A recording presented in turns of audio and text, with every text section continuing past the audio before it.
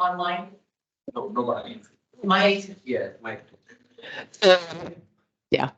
So I will officially call our December 6th ENRAC meeting to order. And before we call roll, I'd like to welcome our new member, Suzanne Scheiber, who is Chairman Brower's new person on our committee. So welcome, Suzanne. Okay, I'll call the roll. Melissa Lammers, Here. Jessica Gao, Wendy Anderson, here. Tyler Momberg, Sarah Lee Morrissey, Here. Bob Fitzsimmons, Here.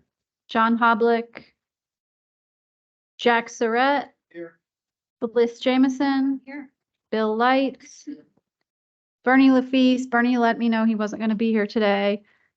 Alex Zielinski, likewise, may or may not pop online at some point, but he's caught up in some stuff.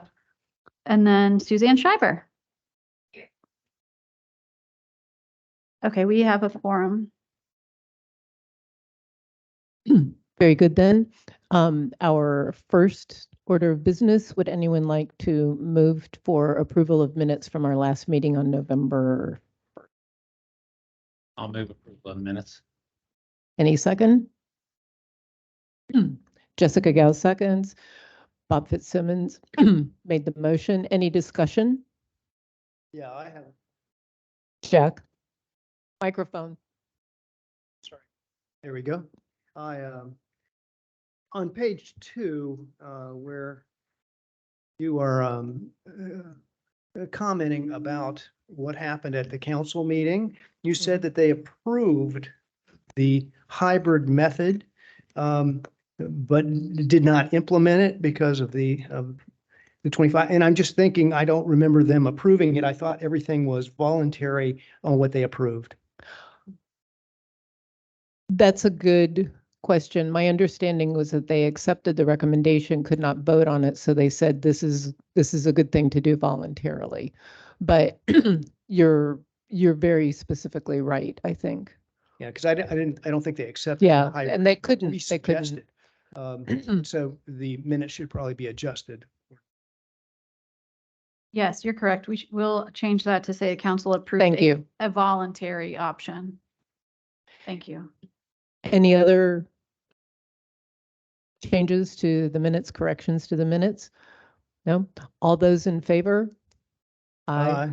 Any opposed? Motion carries and the minutes are approved. So, Chair, Yes, can Suzanne do a 15-minute bio background for us? that was coming up next. It wasn't on the agenda, but yes. You know, and we should probably introduce ourselves briefly around the table as well, if that's all right with everyone. Shall we start with Suzanne or start with Jack? Okay. What are you looking for? I was kind of hoping for a song and some soft shoe myself, but I think what we'd really like to hear is what just a little bit about you and your presence on this committee. Yeah, my name is Jack Surratt. I've seen you before, different forums. I'm formerly on the ECHO board and I've been on different ones along the way, but I've got a specific interest in this kind of development and how the environment has really played through that. I'm a consultant by trade, a business consultant, and don't have, I'm a little out of sorts relative to the engineering background a lot of these folks have. Sarah Lee? All right, that's the example. I'll try to follow. I'm Sarah Lee Morrissey, and my professional background is I'm a professional planner. I moved to Florida in '87, worked for City of Daytona Beach as a planner, and then was recruited by the school district and worked with them for almost 30 years, implementing some good planning practices. And I now do some private consulting, planning primarily focused on K-12 planning. I serve on the board of several organizations, one of which is the League of Women Voters of Volusia County. And I believe that is who I'm representing on this committee. Bob. My name is Bob Fitzsimmons. I've been a resident of Volusia County since '82, and I grew up here in Florida. I'm a builder and a developer.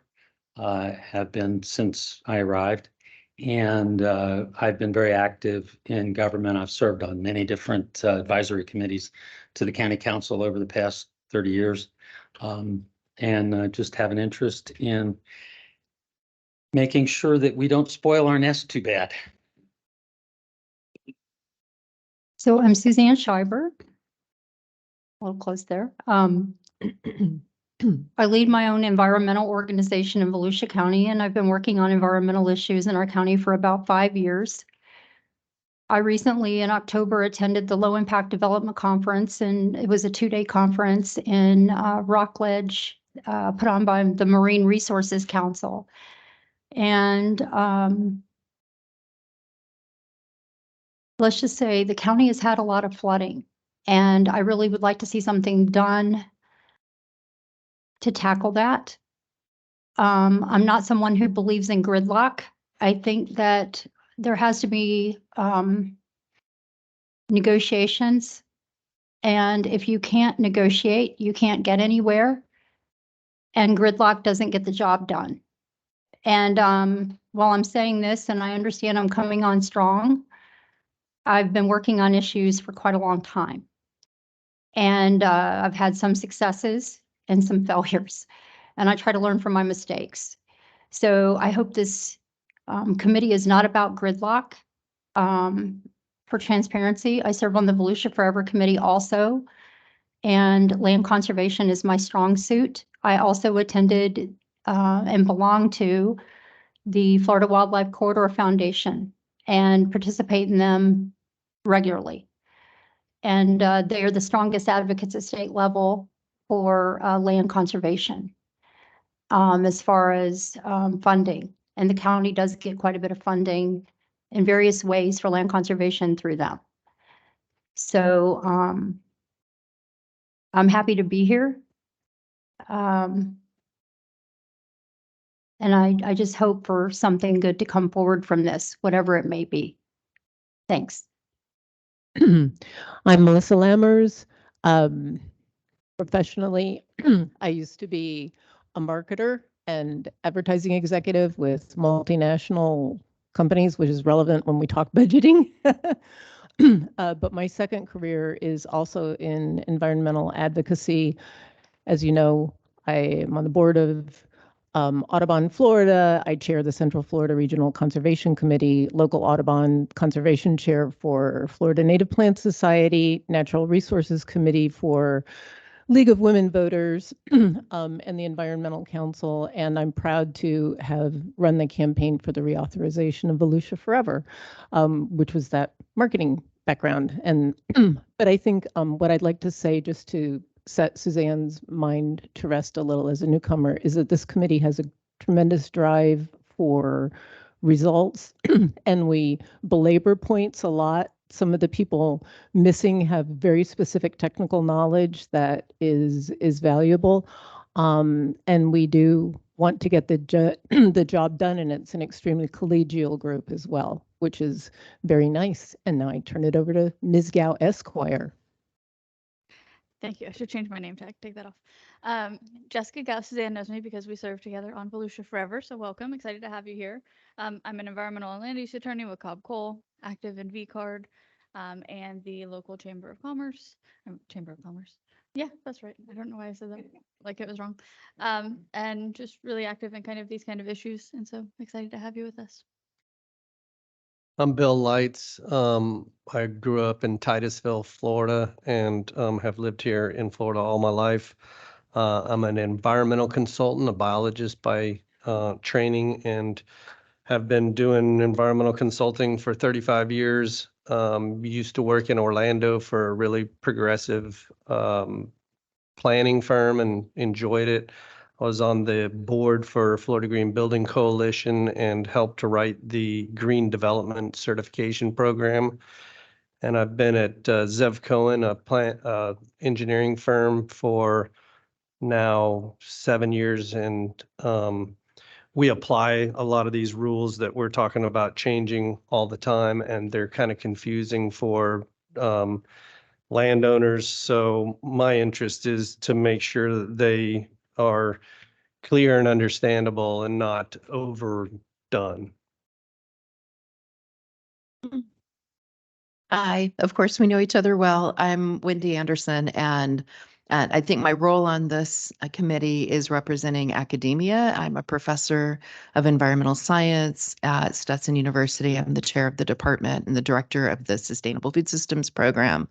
I'm also on the Volusia Soil and Water Conservation District Board of Supervisors. It's an elected position, and a few other things. But anyway, yeah.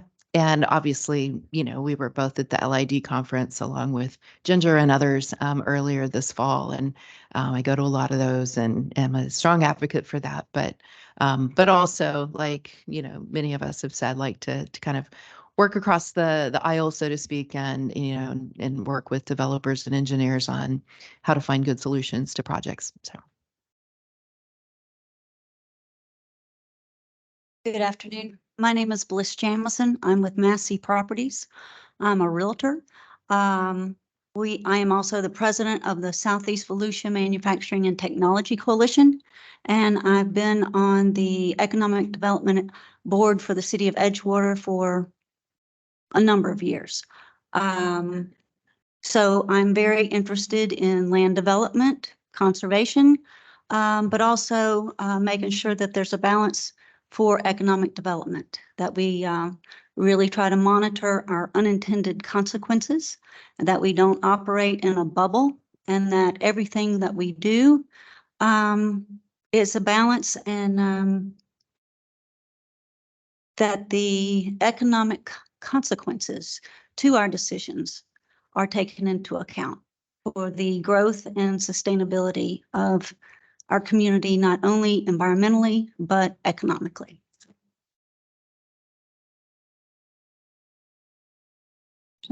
We'll introduce staff too. I'm Ginger Dare. I'm the Environmental Management Director, and I'm the staff liaison for this committee, among other things.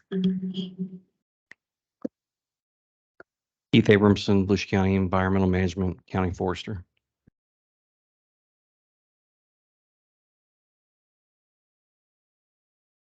Assistant County Attorney Chris Ryan. Clay Irvin, Growth and Resource Management. And I do want to introduce to the whole group, a new person in the back is Jennifer Spain. She just joined the environmental management team.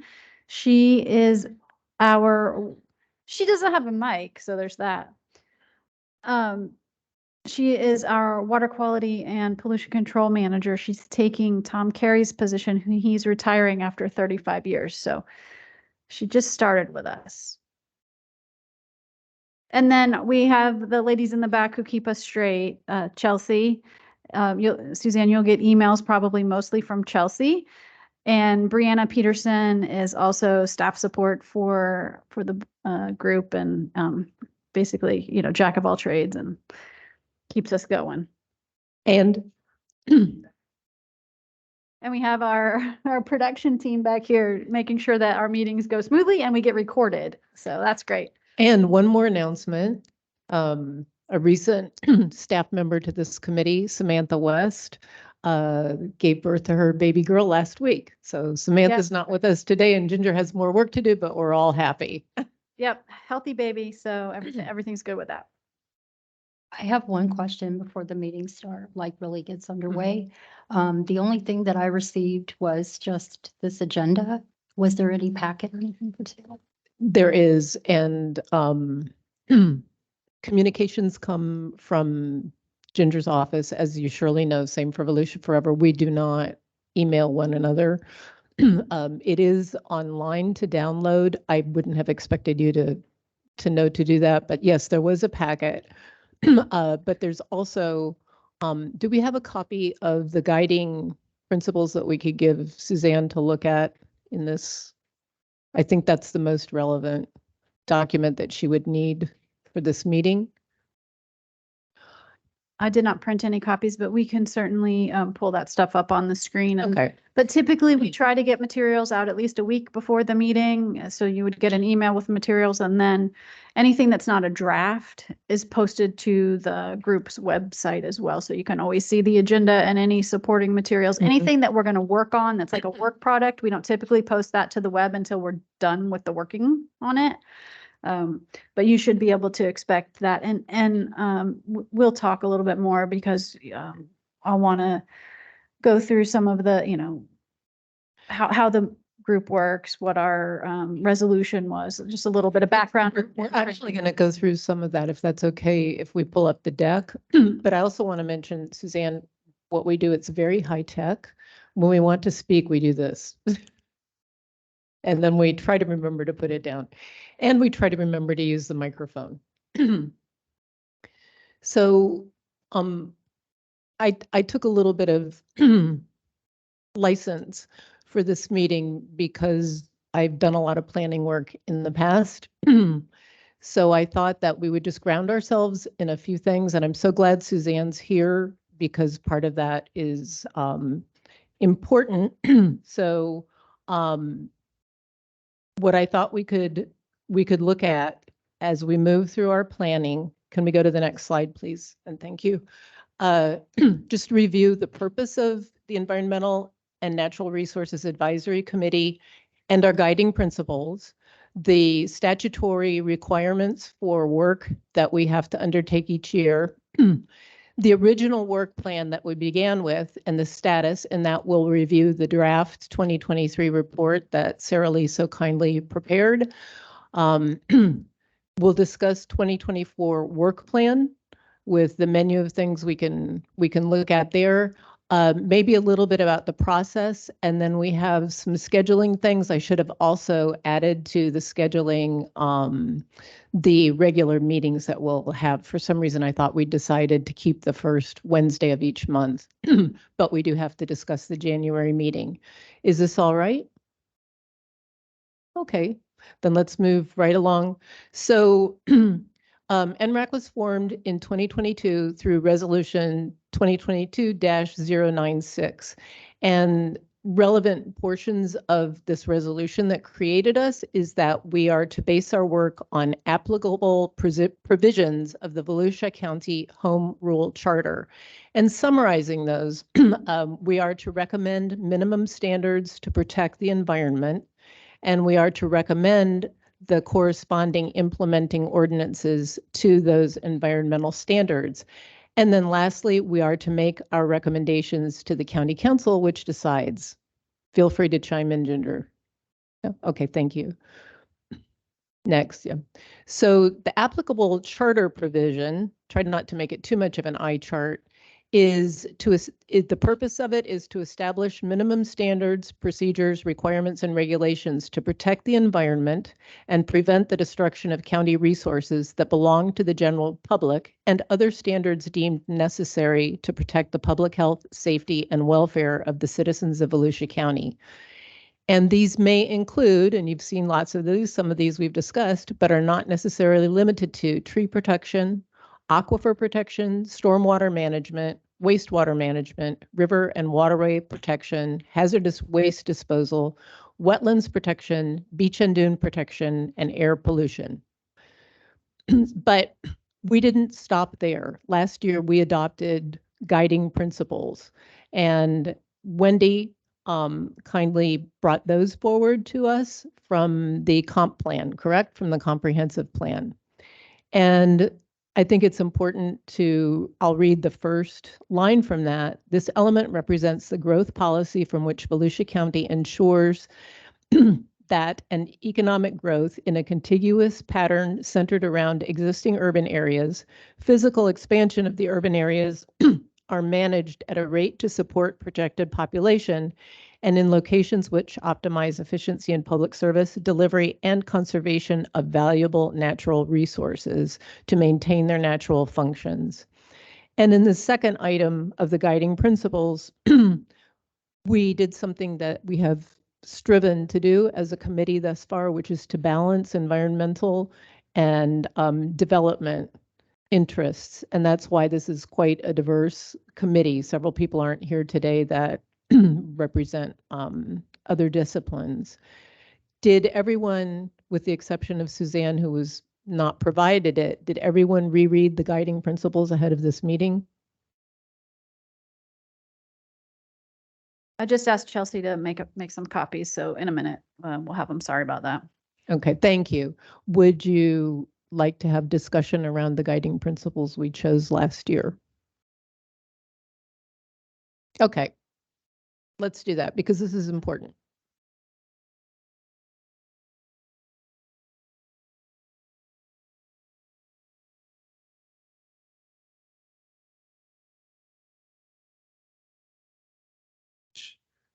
That I gave her was the update and the minutes from last week. Thank you very much, Bill.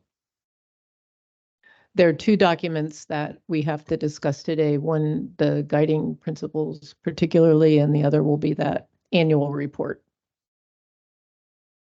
And just while we're waiting, Suzanne, we say we are to look at the minimum standards and create them, but we also have chapter 50, which we That work is- under the minimum That standards. is minimum standards. And then we have ordinances that are already written that we're looking at to try to increase or decrease, Which is- complexity. Which is chapter 72. And generally speaking, chapter 50, we can recommend modifications to it, but it's really, it has to be a really huge deal because chapter 50 was ratified by the municipalities. So those cannot be changed without going back to the municipal governments, correct, Chris? Whereas chapter 72, the land development code, are the ordinances that support the chapter 50 standards. Those we can make recommendations to the council and they can make changes to those for Volusia County. They're not applicable to the municipalities. Please ask away while we're waiting for Suzanne. The chair recognizes Suzanne. So I just have a question. I understand you've been meeting for a year, so I'm coming in, behind this. Not really. Um, I don't want to presume, what all you've been provided. So I came in with some questions as to what you've been provided. And I did, see a map with an overlay online briefly. But my questions are, have you already reviewed the 2040 and 2070 maps on flooding in the county? Was that provided to them? No, that's not what we have done. And you'll hear when we get to the agenda item of what we've done against our original work plan. We have had substantial discussion of some existing ordinances, but probably the bulk we spent on low impact development because it coincided with a grant that the county received. We do focus on the ordinances and we do have supplemental reading for education for those ordinances. We have not gotten to stormwater separately or we've only started wetlands to give you that answer. Okay. So there are packets, there are pre-reads that we go through. Sometimes through Ginger, we send things to one another, to the group articles that we found. Okay. So the 2040 and 2070 are just their maps that I'm requesting, not like additional reading? What you put up for the Volusia Forever as to the 2040, 2070 projections?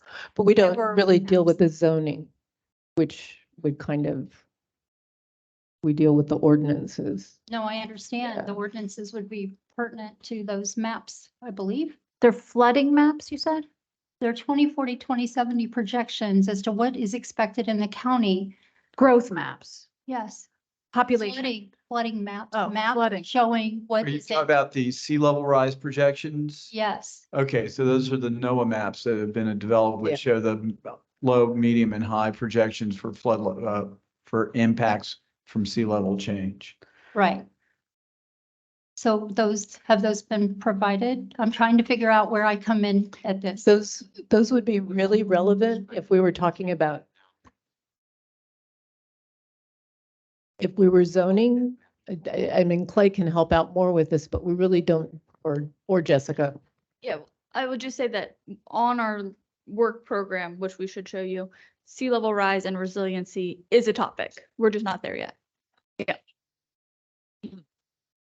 And to address her concerns, yes, it will address some other related issues. As you start talking about stormwater management and as you start talking about some of those things, also protection of groundwater resources, which are specific sections of Chapter 72 of our code and under the land development regulations, we will definitely be bringing that into discussion.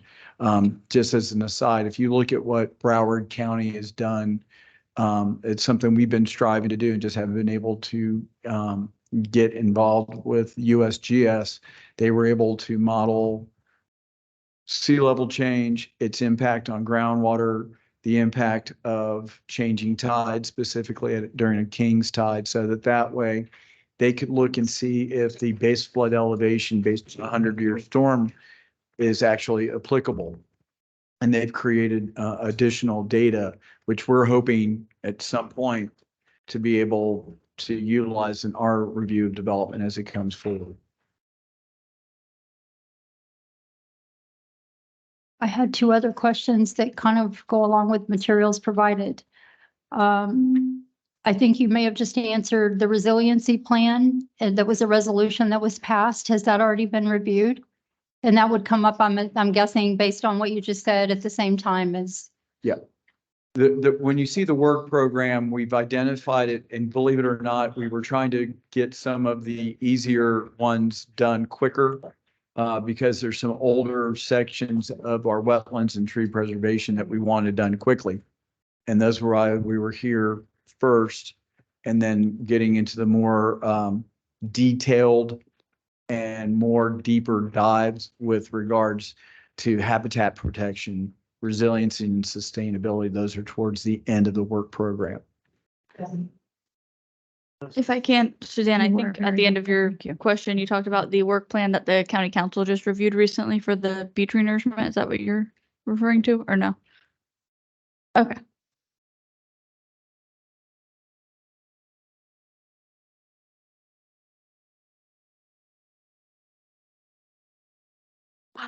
I couldn't think of the exact name. It's something like East Coast Resiliency Partners all put this together. Yeah, we have a regional resiliency Yes. action plan that was adopted by council that we worked on with the East Central Florida Regional Planning Council, but no, we haven't discussed those issues here yet. So if we can, because we have a lot, I think some of the questions will be answered through this planning, and if not, do ask. At this point, I think we were going to examine the guiding principles and re-ratify or not those guiding principles. And Suzanne, I made sort of a little joke about how you're not really behind. We've just kind of warmed up to knowing how to get our work done. So why I say that.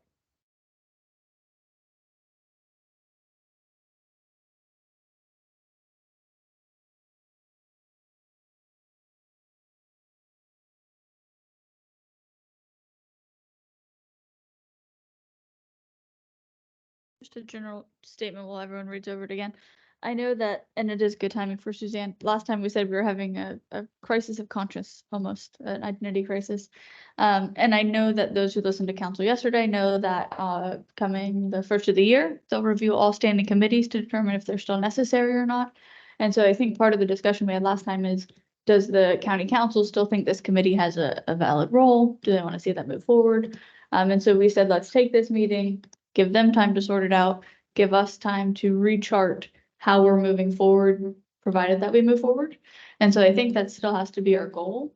And Suzanne, in the past, we've tried out a few different approaches in terms of, oh, you do? Okay, good. So we won't dive into too far, but I just wanted to say in context, I think that my mind on today is that guiding principles still hold. It's how we apply them in our work, in my mind, so. And further to that, what Jessica's reporting, and I think Clay wanted to say a little bit about it too, at the council meeting yesterday when Suzanne was instated, placed on the committee. First, ENRAC was questioned, and then all advisory committees that are not required by law, ECHO and Volusia Forever, for instance, are required. But that doesn't change our work today because we are still under the resolution and must do the things that we'll see that we must do until there's a change made by the council. Yeah, again, I would just reiterate that please be in contact with the council member that you represent or who appointed you to identify what we are doing. Because I think that if you look at who is on the council, we only have 2 people on there who were on the council when this committee was created. They, yesterday I tried to do as quickly as possible, a quick history of what prompted why this committee was created, talking about the presentations that we did about the growth and resource management function and everything else and the directive that we got from council. Unfortunately, I don't think a lot of them have the history on that. We have provided it to them in the past. I think if you have the conversation with them and explain why it's important to continue on, that will help out. We are going to be doing as a staff review, all of our committees. I would still make sure that we go forward and shoot for February for the presentation of the annual report on what ENRAC's accomplishments are and what their goals are going to be for 2024. And that will help solidify an understanding of what this committee is doing and hopefully give some encouragement for continuation of its efforts. Thank you, Clay. I think something that Jack said, I believe Jack said it at the last meeting when we were talking about the genesis of ENRAC, how it came into being. He mentioned, and I think Keith also said, that there was a lot of hue and cry from citizens, a tremendous amount of concern over how we're growing, not necessarily stop growth, but how are we growing? And ENRAC, in large part, was reinstituted for that. And because the work plan that the council set out for themselves initially, and I think we know after 1 year of looking at all these ordinances, it would have been virtually, literally impossible for them to deal with those things from the dais. But what this council may not have front of mind in the way that some of us do is that citizens were extremely upset. The naming of ENRAC was a response, and they think we're handling it. So to say, oh, we're not handling that anymore is to say those things don't matter to the citizens in my view. So that's why it's important to know why this committee came about and why I think everyone on it has been so diligent and articulate about the various concerns.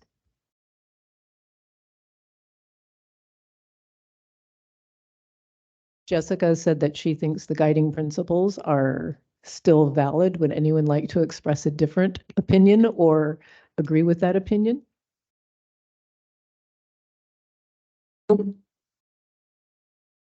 Really up today. So, no, I agree with the principles. You know, they elaborate a lot of the detail. You know, I guess where I was last meeting, excuse me, I'm creating some objectives, some, you know, more specific guidelines to accomplishing these goals. And this is not necessarily in any order of priority, but some of the things I talked about, or some of the things I thought about was, you know, is our objective simplifying the ordinance? That might be one of them. Do we look at each of these ordinances that we examine and go, you know, look, we're going to go with incentives over penalties, you know, are we going to address rural and urban separately? Okay. You know, are we going to give staff specific recommendations as far as language is concerned? Are we going to fly at 30,000 feet and go, staff, this is what we want to accomplish with this piece.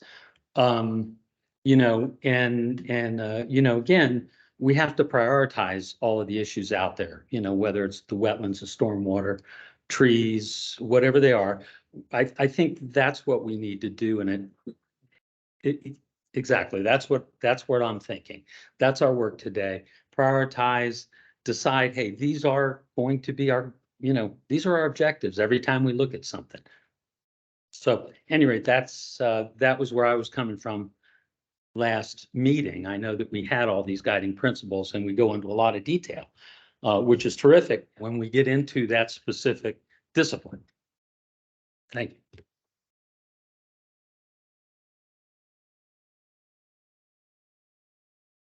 Yes, I was looking at you, Jack. I let me back up and ask about the guiding. Didn't we accept the guiding principles as generally our goals? Yeah. So more than just the guiding principles, they're the goals. But as you said, I think, you know, you've got to be more specific than the guiding principles when you get to goals and objectives. And these, you know, I think they're fine. I think they're very as the principles. I think they're the beginning of getting to very specific goals, and maybe we can do that today. I think it's harder to take that. You know, it's easier to say, those are the principles. You know, we just go with that. So to get to goals is a little more of a challenge. A lot of these talk in generalities and not into specifics. And to me, you know, I really think that the number 12 really captures what we're doing, what it really is all about, as well as talking about optimizing. In the case of changing in number 1, where we talked about optimizing the, you know, if you carry it on to the conservation of valuable natural resources, that to me is those two things, the number 1 and number 12, to me are more of the foundation that we're working on to try to get to goals. As also the what's in the charter, and each section also has a purpose and intent, which we haven't necessarily always looked at. What is the purpose and the intent of this particular environmental standard? And then do those ordinances support that purpose and intent?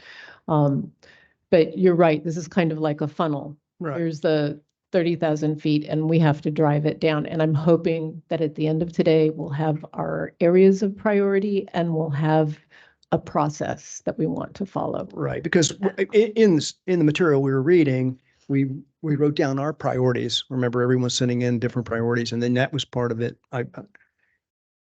Oh, she did? Oh, no, I saw it. You mean by email? Yes. And I thought those were good too, but again, it does need to be boiled down. Okay. Well, and just as a little reminder, so this list was Jessica looking through the comp plan and pulling out policies out of the comp plan that were relevant, right? Or Wendy? Oh, I don't know.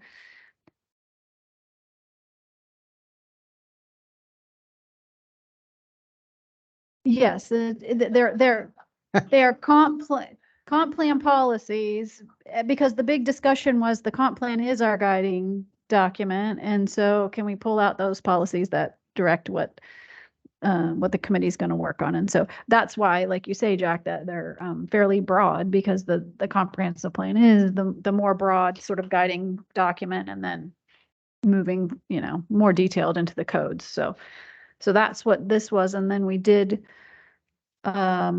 work on a work plan as well, kind of from this. And so the last meeting and then the meeting before, there was a big discussion about, are these guiding principles still valid? To be fair, Ginger, I think the discussion the last time wasn't so much about guiding principles as it was about the areas we'd look at. The original work plan had 3 updates, things that hadn't been updated for decades. That's in right. some cases, and then 3 create habitat. Right? Mm-hmm. And we were discussing whether that was still the relevant work plan. And that's also part of the work we have to do today. Jessica. Yeah, if we can, and tell me if it is in your PowerPoint, because we think alike. The discussion when we've got goals, how do you get to the, I'm using comp plan language now, but how do you get to the policies? How do you get into the, what we implement? I jotted down 5 while we were chatting on what we have done, which I think if we used it as a measuring stick, it's pretty good. There can always be more. And I think that's part of the discussion. I would like to get to the point where we say, here's how we're going to manage each topic and meeting. That here's the, we're going to start here. We're going to take this step. We're going to do this. But in terms of what I think we've done is we've reflected current development review practices, streamlined the regulation or regulatory process, removed conflicting regulations, strategized regarding rural and urban development practices, and incentivized innovative environmental design and practice. That's a 10-second. That's generally how we've approached each policy so far. I kind of like when we get into process, I kind of like the list that Bob was ticking off in a way. When we look at each set of ordinances, you know, is this easy to understand, as easy as it can be to understand? Is it as transparent as possible? Especially if we want compliance, we should make things easy. Should make it as easy as we can. So these are things that when we get to the how are we going to work, we can talk about different yardsticks. You know, one thing is the substance of an ordinance. What does this ordinance achieve? Does it adequately protect wetlands in Norma or in Eco, for instance? Okay, we've got that. We've got the what, but then how is it expressed? Is it expressed in the best possible manner? But to do that, we have to move on from guiding principles. Would anyone like to move that we continue with these for now, or Sarah Lee? I'm going to make a motion on, I'd like to accept the guiding principles. I don't see a reason to change the guiding principles. A second? I'll entertain a second. Thank you, Bob. Any discussion? Which we had before we had motions, but all those in favor? All those opposed? Motion carries. Okay.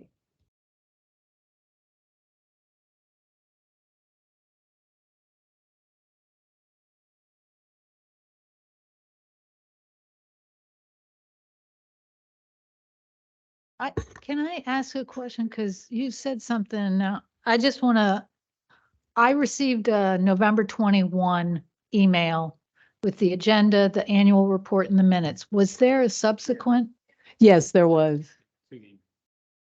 Previous. previous to that? Yes. Right after the last meeting. Okay. You keep up with your email.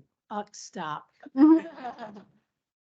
So, as mentioned a few minutes ago, regardless of the council's questioning advisory committees at this stage of the game, the same resolution that created us says that there are a few things that we have to do. And we still have to do them. One is to conduct our annual goal setting workshop, which we're doing, to outline our work program, what we're going to get done this year, and to make an annual report to the county council. And then we also annually must select a chair and a vice chair. And we can go to the next slide. So this is an eye chart. Jump to the, this list is the original county council work plan. They had set this out initially, if I'm not mistaken, for themselves, and then said, we're going to get ENRAC to do this, because can you imagine? So we'll come back to this in a minute, but the business at hand first is to approve or amend the draft annual plan that Sarah Lee prepared and has circulated. So that would be the next slide. Yeah, I just have a blank slide saying see handout. Share the right screen again. Jessica, did you want to? Yeah, while we get that pulled up, Clay or Chris, do we want to give a little update on the amendment to Senate Bill 250 that occurred during special session? It passed. We don't have 250 keeping us from making any changes, so we can proceed forward with any changes we deem appropriate to comprehensive plans land development regulations, zoning regulations. Did I miss anything? No, sir. Thank you. Right in time to approve LID. Yeah, I think that's real important. And not only that, when we went through before and talked about the things that happened this year, remember that we wrote up, which was great, I thought. But that wasn't mentioned. And I thought that probably could have been included there to say that, that maybe our activities are a little more paced because they can't be implemented until then anyway. Now that's a change. And that, to me, that brings a little more sense of urgency to what we're doing, as long as the county council thinks we should exist, which would be nice.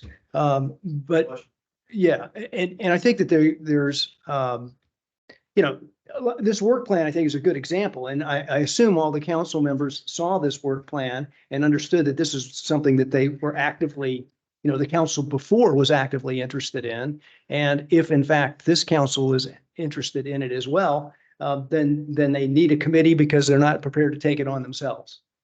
That would be the I way. don't know about the assumption that this council has seen and approved the work plan that the previous council agreed to and set out the committee to do. So they have not seen this work plan that was developed before.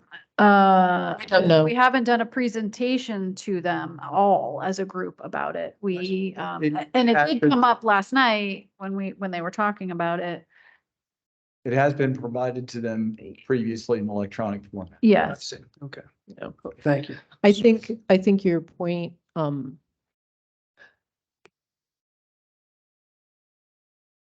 the draft report does call out that we set aside certain things to deal with LID, given the timing of the grant that we had and the help that we had with that. But I think that you're right. We did say, okay, we have a little more time to consider these things because the council will be unable to take action until October of 2024. So I do also think that would probably be, it's a small mention, but it's worth it. Sarah Lee, you have your card up. I'm sorry. I just wanted to provide an introductory comment on, what I tried to do here. There's no pride of authorship. I mean, it's a point to get started for us, but I did try to keep it short because people today tend not to read everything. So I don't see a reason to put more words in it than are absolutely necessary. That was one of my focuses.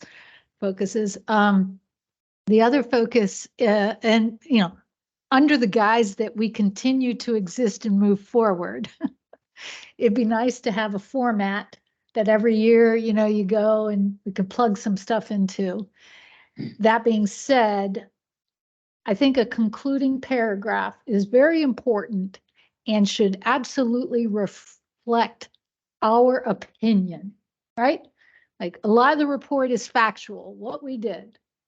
But in the case of what I tried to do, and again, totally no pride here,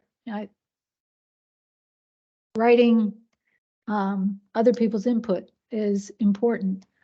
I do think it's, based on the last discussion we had, I don't know, maybe some of us are changing our minds after yesterday, but, after the discussion we had at the last meeting, the committee members that were in attendance at the last meeting felt strongly that we should exist.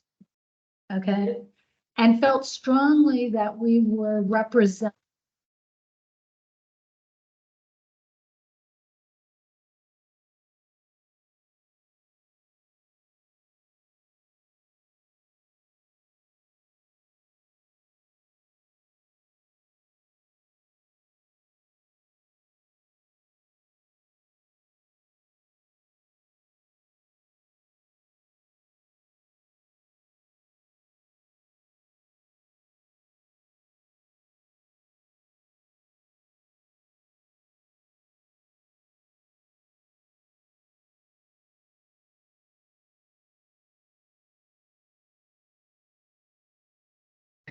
I'd like to thank you very much. And I do have an opinion, but I'm not going to share it yet because Jack and Bob our, I was just going to ask if we're going to talk about that now, or are we waiting on it? Because I wasn't, I'm sorry I interrupted the flow of things by bringing it up at all. no, we need to, this needs, But this needs doing. should we talk about it now? I know you have it later in the agenda. This portion, the approval of the plan is now, because this is the chapter we're closing, the year we're closing, and then we're talking about the next year. So, just anticipating a bit, Sarah Lee just made a case for a potential tad of modification. I'm not sure. I thought it was a very good conclusion, but maybe we make it even more heartfelt. And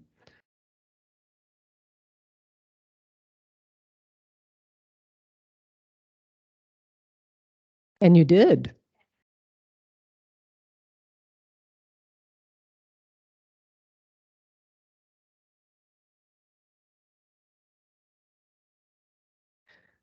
Okay. Bob and then Wendy. Sarah Lee gave me total license to tear this thing apart. I did. But I'm not going to. I think this is an excellent job. I also like the conclusion. The only thing I would like to discuss, maybe tweaking a little bit, is the second paragraph, committee work and recommendations. I mean, no pun intended, but the fruit, the low hanging fruit on the tree wasn't there. Yeah. I thought maybe Ginger would have deleted that. It was a challenge, and I don't think there's anything wrong with saying that the committee was challenged, but I would like to make that a little more positive, Please do, please do. That's really my only comment on the whole thing, is just to make that, get rid of that, challenging to reach consensus than initially thought. I just got to explain this to Suzanne a little. We thought everybody was our first foray. We're like, okay, we'll do the tree ordinance because this one we're going to be able to tackle and it turned out to be a huge learning curve for the community. I mean, huge. So that's why Sarah Lee was in a mood and wrote low hanging fruit, and we're going to edit it. Wendy. On that same paragraph, since we're there, but the latter half of the paragraph, again, jog my memory. Maybe a couple of you heard, when I first walked in that, I'm not all here today. So I thought we finished trees. I thought that we took a break for LID and we came back and finished trees so why did we jump to wetlands before we finished trees? Because that's what you said you wanted to do. Okay. Not you specifically. Right. You, this committee. Okay, Yes. somehow, I just thought maybe we had one or two, like, just let's finish up trees before we didn't finish trees. We did not finish trees. No, we didn't finish trees. Okay. And one of our frustrations in that first try was realizing how intertwined these things were, which was made even more evident when we went into LID, how all these things work together. And I honestly, and I didn't have any procedure today and have any good drugs, but I don't remember how we ended up going into wetlands. I think somehow it kind of flowed, pun intended, out of the LID discussion. But be that as it may, 2023 is what it was, as reflected in the soon-to-be lightly edited report. And 2024, we have a whole new bite at the apple, continuing with analogies. Bill. I thought we had finished trees also. But maybe we deferred it because we thought that LID and the ordinance tool was going to reveal some conflicts. The code audit tool, right? Okay.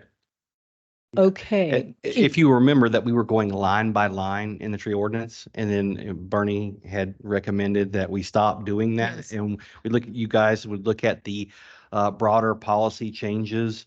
And that's kind of what we started doing with the wetland ordinance. We weren't Yes. going exactly line by line. Correct. So, And that's one of the things in how we're going to work. We need to see how we do that. so that I think that's what caused the fatigue on the tree ordinance.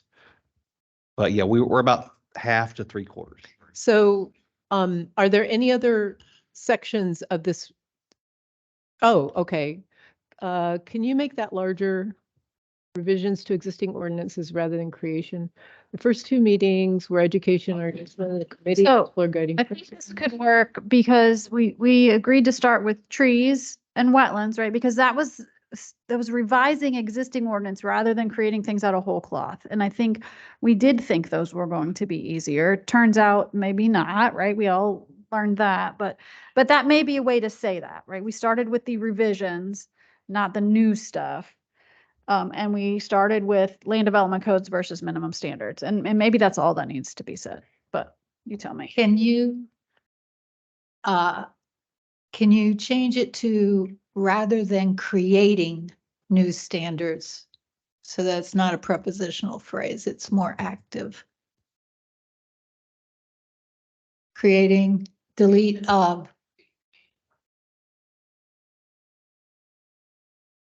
No, revisions to existing ordinances rather.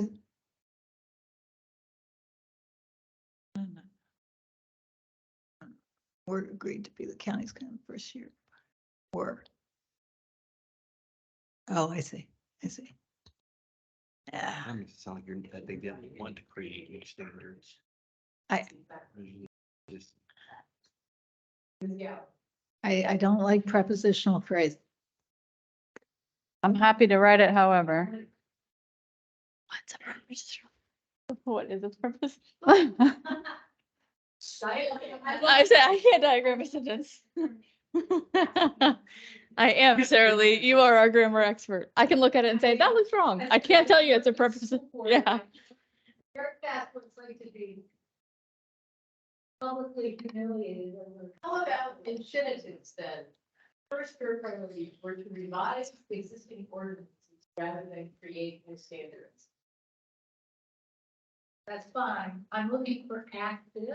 Yeah, well, and this whole sentence is passive. Guiding principles were agreed to, right? So the committee agreed to guiding principles and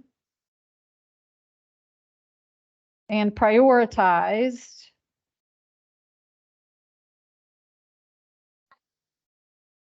oh, okay.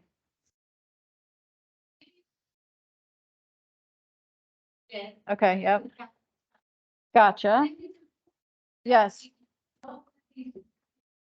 The county's comprehensive plan and prioritized.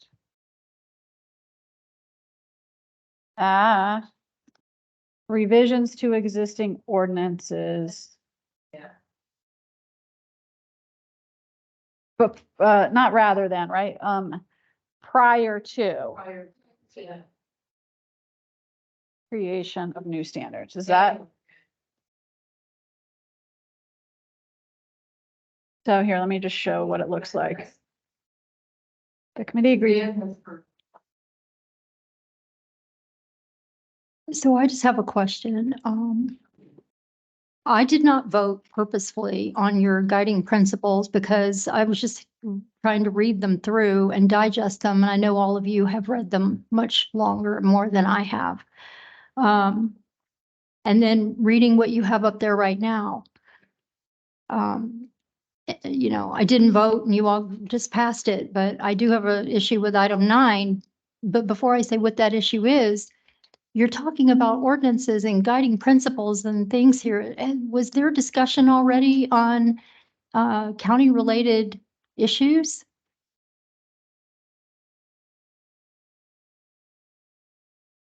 That's not what I'm referring to. I'm talking about the actual problems that we have in the county. Has that ever been brought up here? Yes.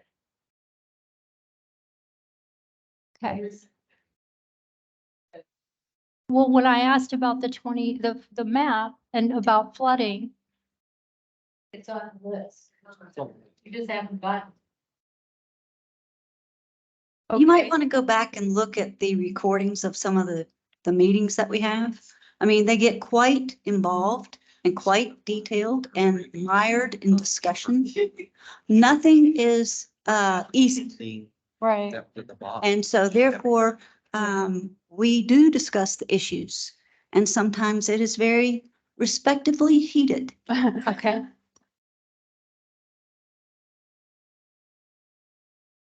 Well, you can only have one on at a time. That's part.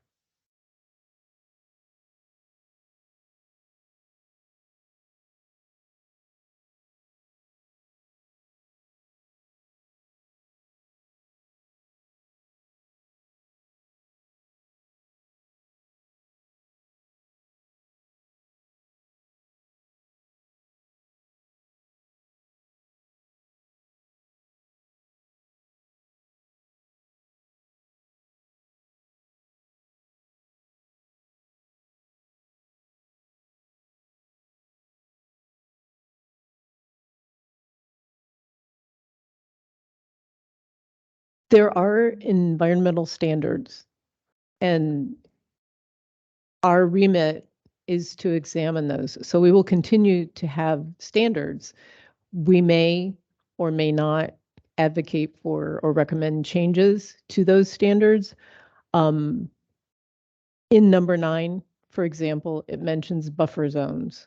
We have had and have not concluded some very vigorous discussions of buffer zones for wetlands, yeah, as an example. I just wanted to add that every topic we get into, the staff gives us very lengthy presentations on what we have and what is proposed. So, and then we discuss the issues. I mean, we don't go into anything blind.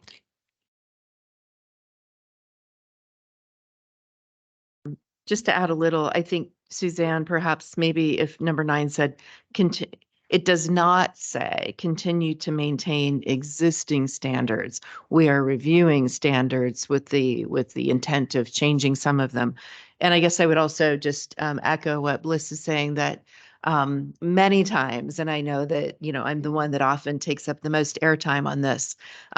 We have talked at length about our concerns about flooding, about affordable housing, about the intersection of flooding and affordable housing. We have gone down many of these pathways about the wildlife corridor. These have come up repeatedly as I think you're referencing the big issues facing the county on the environmental front. Yes, we have discussed them at length many times, and yeah. Yeah. Right. The thing about this is it gets to be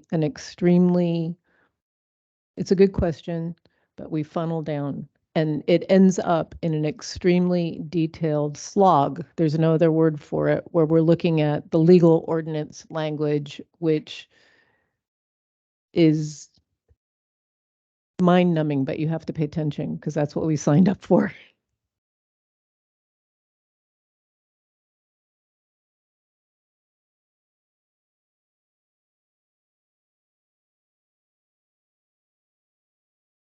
I think we're good on the first paragraph. These are not grammar. I would say these are not grammar related, so I need Sarah Lee to help me out there.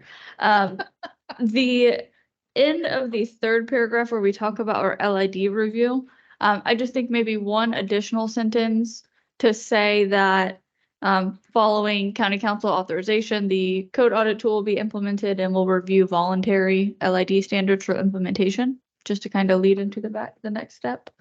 Right here after planning council, you want I'm sorry, so. No, next paragraph. Sorry, after October 17th. Okay. Tell me again, sorry. Play it back. No, I'm just kidding. That following council approval or adoption, whatever you want to say, the code audit tool will be implemented and the board will review a voluntary low impact development ordinance for adoption. Because I think we said we'd bring back the draft language to our boards.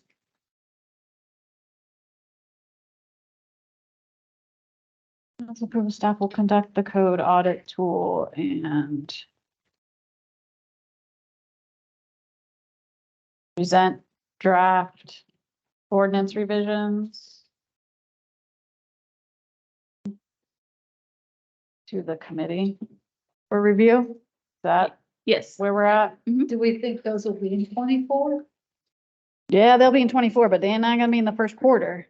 I just said the year number. Yeah, no, yeah, with Samantha out, Okay. you know. But yes, we are working on the code audit tool right now, just as an update. We're gonna hire a part-time student to help us with the wrangling all of the different departments in the county that have to contribute to that.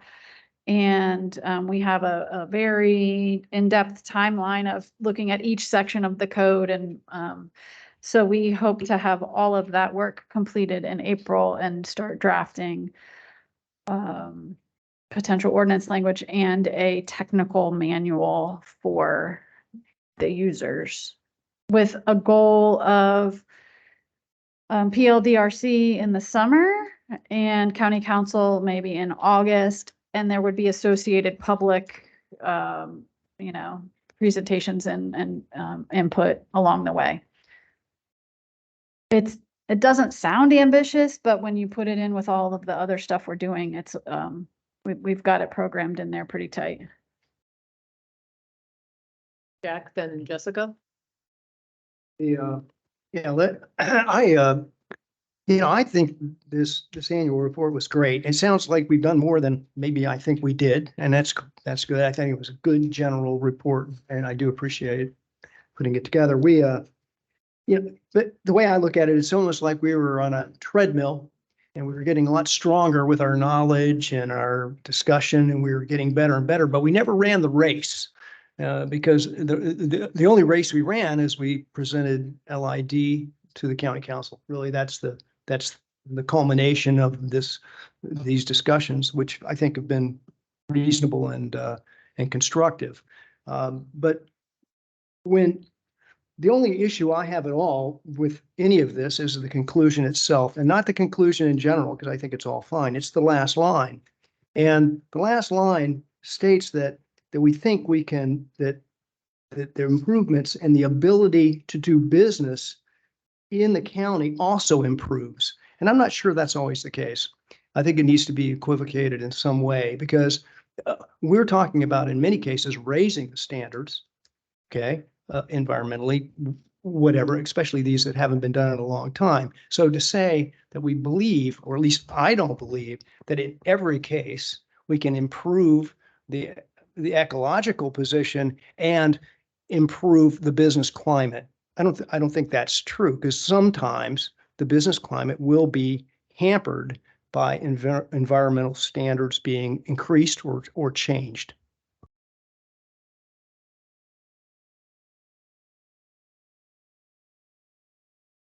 Yeah, my last round of edits was also in this paragraph, so that works.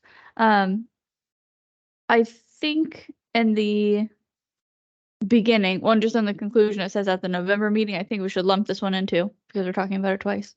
And we, instead of saying, we talked about the county council discussion from October 17th, because by the time they read this, they'll have forgotten. I would rather say at the November 1st, 2023 meeting and the December, whatever today's date is, 2023 meeting, the committee discusses progress to date and the work plan for the upcoming year. And then, and this was brought up by council as well, so I think it's important that we hammer it. The sentence, and I really like it, this says, any recommendation sent forward by the committee represent much discussion. Instead of saying much, I would suggest something on the lines of saying, any recommendation sent forward by the committee represents hours of technical review, professional staff recommendations, and committee discussion. Because that's true. Right. And I think the county council discussion was, well, do we need ENRAC? We have professional staff. And so the professional staff are a key part of this entire process. Of course, we couldn't do anything without them. And we're just bringing in kind of our perspectives on it. And so I think it's good to highlight. Like the phrase technical review, because I think that's what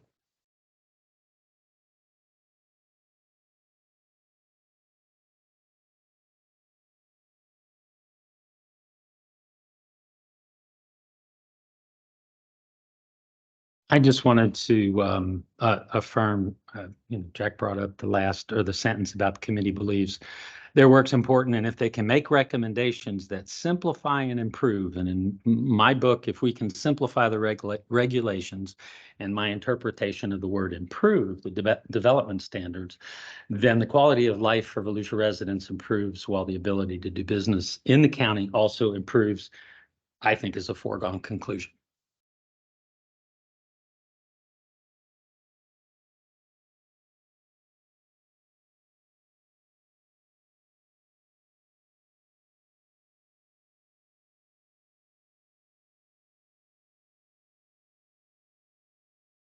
Sorry. Is it up there? Okay, no. Did we add it yet or not? Oh, okay, so, well, where my head was at. Technical reviews, professional staff, much, or discussion. But I would like somehow in there, because I think this is important for the council to know. We don't accept all the staff recommendations.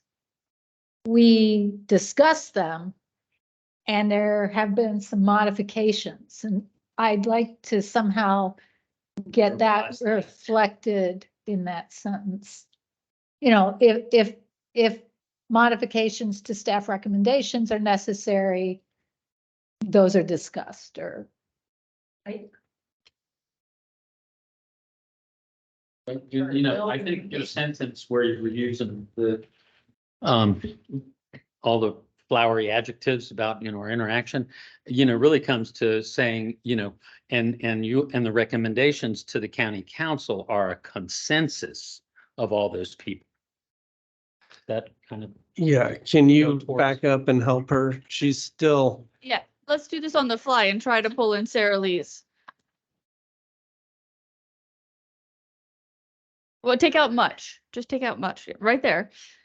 Hours of technical review, professional staff recommendations, and committee discussion prior to final adoption of revised ordinances. Does that pull in your revision standards, Sarah Lee? Yeah. Good. Final recommendation of revised standards. Or final recommendation to the county council. Right. Yeah, make it more specific. Yeah. And just get rid of the word discussion. I don't revise standards to the county council.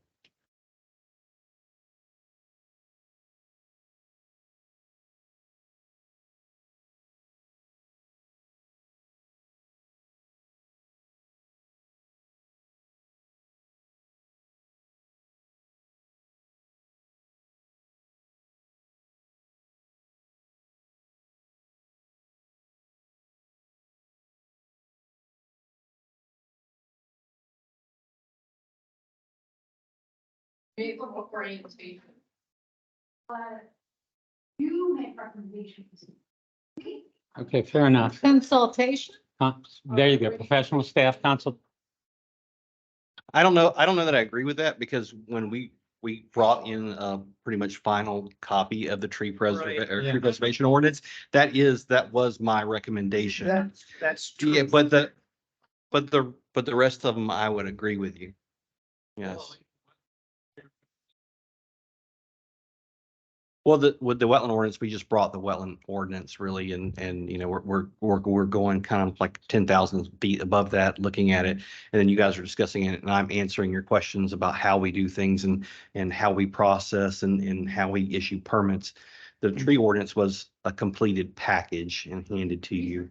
I think we took it. No, What if? Yeah. I like recommendations, but I would say I would change the second recommendation so we don't have the same word twice in the sentence to proposal.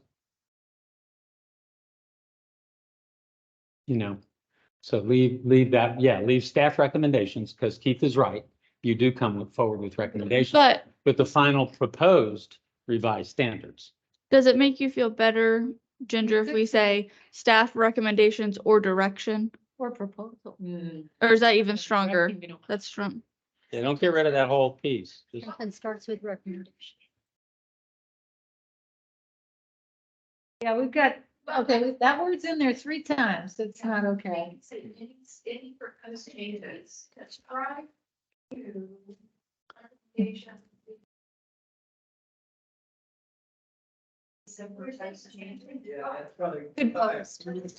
To keep us moving along, because we're almost halfway through this meeting and we'll have our bio break in a bit.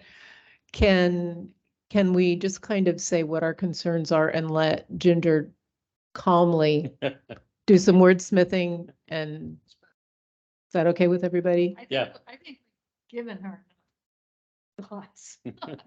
Wendy and Bill still have their cards up. So I just wanted to comment on Bob's comment about improving or simplifying. A lot of these rule changes are not going to simplify. We're talking about if you're getting rid of the exemptions for wetlands that are less than half an acre, those aren't simplifying, those are adding new rules. So to say that we're bringing simplified, I don't think that's true. that sentence is if they can make recommendations that simplify and improve development standards, then it's a big if, you know, and if we can do that, Right. we will enhance the economics of and And I will say too, that when we've looked at language, at least, you know, outside of the, what is the standard? What is the buffer? What is the exemption? We have been looking at how do we make it easier to understand? And so, if you remember way back to trees, there's a lot of strike through and underline, not necessarily because any those standards changed, but because they didn't make sense when you read it. And so we tried to make it more orderly. So we have that in our mind because we have to deal with folks who are like, I don't get what you're saying here, right? So, I mean, we are trying to make it easier to understand, not necessarily easier to cut down trees, right? That's the committee's making recommendations about that, but in all cases, we're looking to make the language plainer, clearer, easier to understand.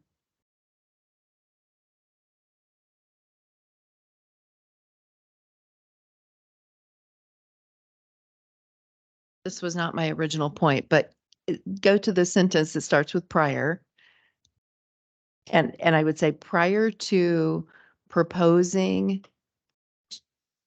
changes to ordinances, and then take out recommendations. Okay, say prior to proposing changes to ordinances to the council.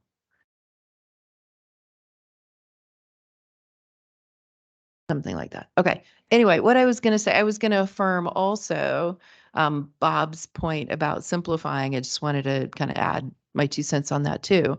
You know, over the past year, this is one of the things that I think Bob and I have kind of converged on is this idea of simplifying. And I would say simplifying, but strengthening, you know, simplifying and improving is, you know, not necessarily strengthening, but we can strengthen the environmental standards even as we simplify them. And I think even wordsmithing the ordinances to make them more understandable doesn't always simplify them.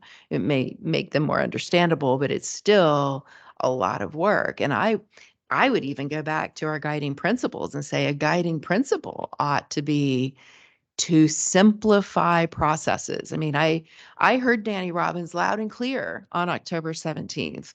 I hope he listens to this recording and hears me saying this right now. I heard Danny Robbins loud and clear on October 17th when he said, it is just so complicated to get anything done in this county, and it shouldn't be. But making it less complicated should not necessarily lead to lower environmental standards. So I think that it would behoove us to set a goal, a guiding principle that everything we do, you know, should be to simplify but strengthen. And I go back to, you know, Bob's brilliant idea a year ago, you know, to set up that, subcommittee to look at ways to and I know this is not exactly how you said it, I'm going to paraphrase, kind of do away with the entire tree preservation ordinance and come back with something like, let's just have 10 trees per acre. I mean, let's just have something really simple and let the developers and builders figure out how to do it. And I know it's not quite that simple, but, I loved the elegance of that. And I think that we should be aiming for those kinds of simplifications. And again, as I've said 20 times, if I've said it once, um, I really think once we get into the nuts and bolts of LID, we are going to see that it provides a framework that vastly simplifies everything else. So anyway, that's enough of that. Liz? I'm going back and forth with myself over here.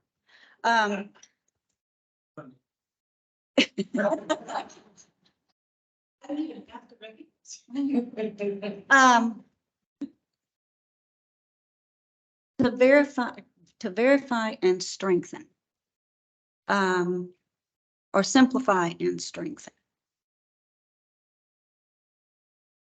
This is where debate comes in, and that was a word that Bill just used, and debate. And so I can debate that. Because I don't think everything needs to be strengthened. I think some of it is strong enough just as it is and doesn't need to be messed with.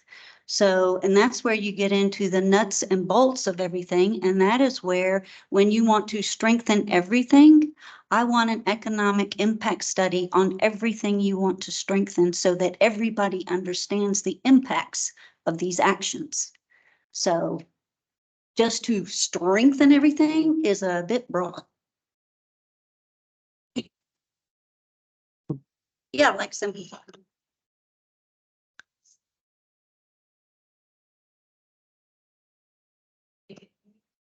I hear that a lot about, simplifying the ordinance. It's too difficult to do all of these things. If it was so difficult, how come there's so much complaint about all the development? I would caution that it's not simplified enough. We've had these ordinances for 30, 40 years, and we've had plenty of development for 30 and 40 years. I don't know that I agree with those statements, but that's not my place. Actually, Well, you just made it your place. And I would say, there was an editorial in the DeLand Beacon recently about trees and their disappearance and how beautiful DeLand is. I would say that it's a total lack of education. That, most of the time, folks that are complaining about clear cutting have no idea that 15% of the site was set aside. They have no idea of the planting, nor do they have a clue that probably 80% of the trees that you see in our fair city were planted. They weren't saved during construction and development. That beautiful drive that you take down, Woodland Boulevard at Stetson. Now, I shouldn't say not one. There's a couple of live oaks in there that were probably there from the beginning. And you and I, agree on that those are the kind of trees we need to pay attention to. The rest of them we can replant and they grow.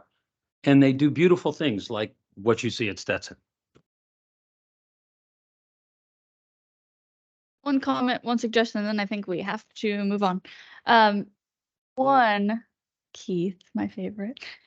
I think that growth is going to happen. We know that. The intent of this is a balance of environmental protection versus growth. I think when we say it's too complicated, it is not. Growth won't happen. It should not take 18 months for something to get somewhere.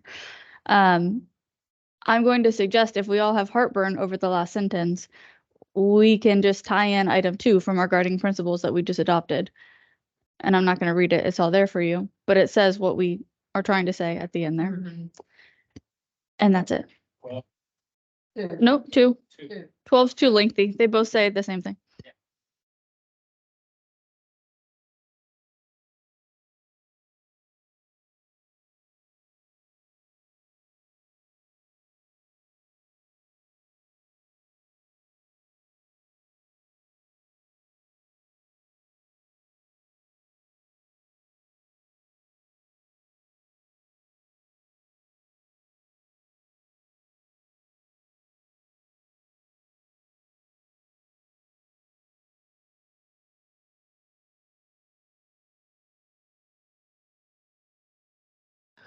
While Ginger is wordsmithing, we have come upon our customary break time for a 10-minute break.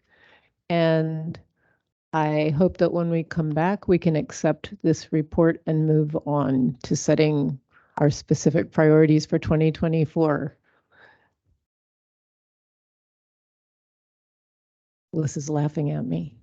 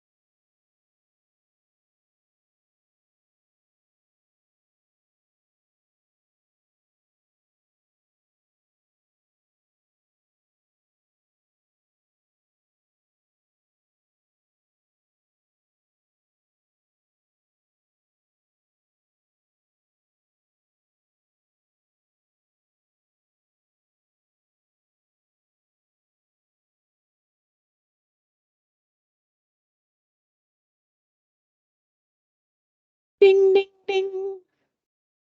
Ding, ding, ding. Ding, ding, ding.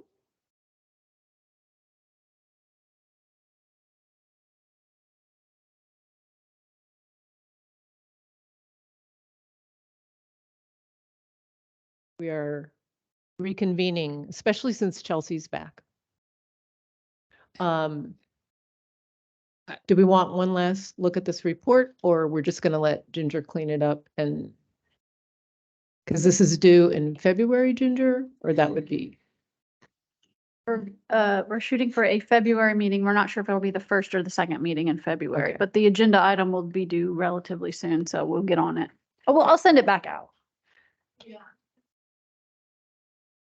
I just was wondering if is council going to discuss those boards at their first meeting in April?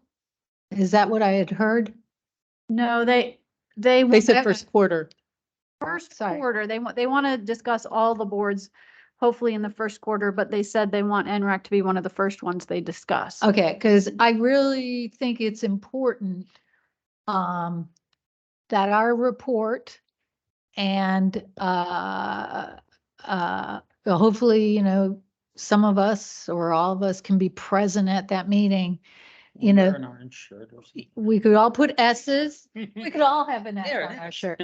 But that happens before the council discusses the boards. If it's possible. Clearly, we also all have to talk to our appointing member.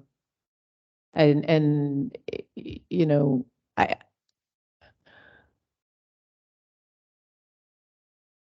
I think there are good reasons that they may not have top of mind about why it's better to leave this committee in place than it would be to do away with it. I can see where they think that's a good idea. I think they're not thinking about the consequences to council meetings on that. Bob, sorry. Just want to let you know, I have a hard stop at 3:30. So I'll be leaving. Jessica has to get out too. Okay. So, actually, Ginger, if you wordsmith this outside this room and circulate it to us, do we have to vote on this? Does it have to be voted on, or can we just say okay by email? And the reason I'm asking that is one of our discussion items for today is whether we have a January meeting or not. I think you can say that this is the concept you want and you can vote on that, and I can make sure the grammar is right and I'll send that out. And if anybody has anything that they want to add, they just tell me directly. Okay, would anyone like to, do we need to move on this, Chris? Do we need to make a motion? Okay. Are we all right with that? Jack, you still have your card up. That's because I want you to call on me. I am calling on you. A couple things. One is there will be a presentation in front of the county council, and this document will be given to them in advance. Is that how it works? Yeah, the way I anticipated is we would have an agenda item that's specifically about the annual report and the work plan for ENRAC, and that would be its own item. And my guess is that they will take that time to then discuss the board and whether they want it to continue and all of those things.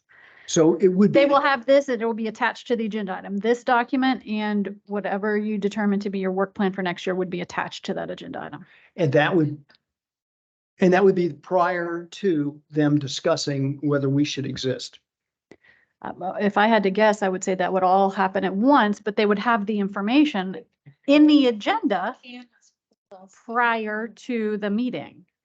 Okay. I don't think it's going to be two separate meetings. I think if we put this on the agenda, that's when they're going to discuss us. Let's kind of clarify. Let's bring it down to what we've got to do. All right. First and foremost, we, the staff and the board, have to provide to the county council, per our enabling legislation, a report of what we've done and what we plan to do this next year. So come hell or high water, that will be provided to the council. Because as typically something that would be on, say, a consent item, so there would not be a formal discussion on it, it would just be acceptance of the report.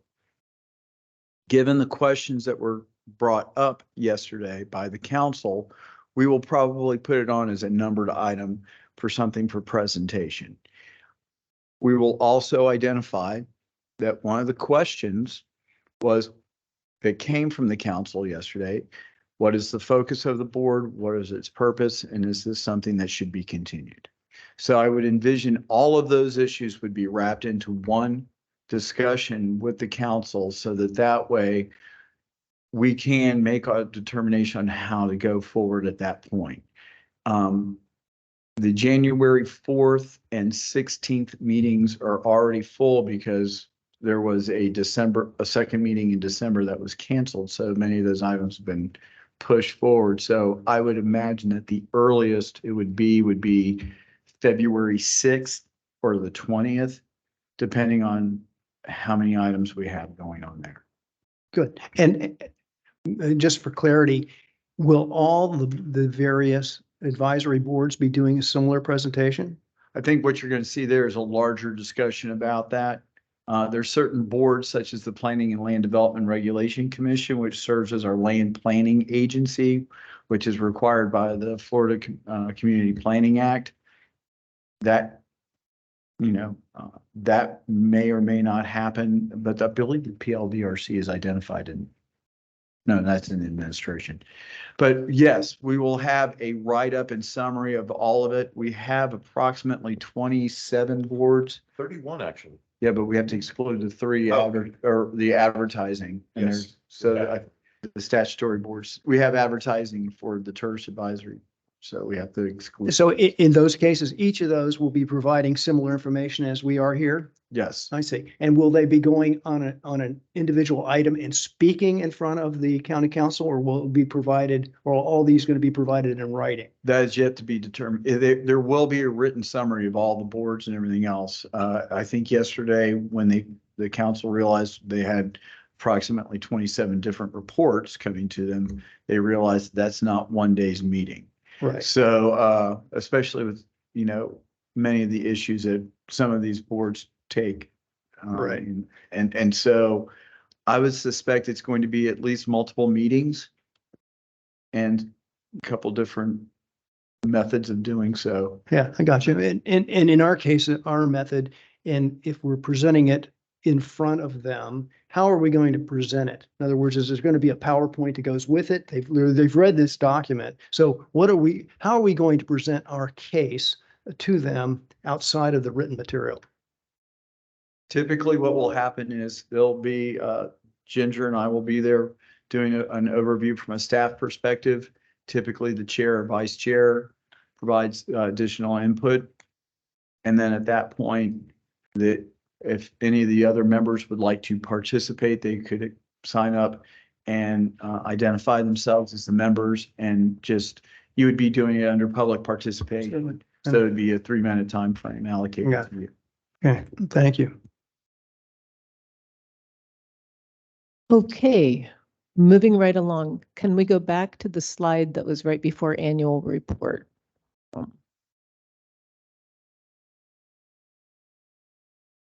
Blue stuff, yeah. Okay, so going back to what I hope we're able to accomplish today, we have to decide from a menu about what are the things, the areas that we're going to examine. I'll read that quickly. Updates and revisions to this is the original work plan that the county council had set for itself and said, oh, ENRAC should do this. There were 3 updates to the tree preservation standards, to the wetland protection standards, and to the IRL overlay standards. And then they were interested in the creation of 3 new standards: low impact development, which we have largely done until the audit tool work is concluded, the creation of habitat protection standards, and the creation of standards to adapt to sea level rise and promote resilience. This we took as the given in the beginning. Now, if you go 2 ahead, please, Ginger. According to what is in our enabling document and in the charter provision, et cetera, these are the bolded items are things that were on the original work plan.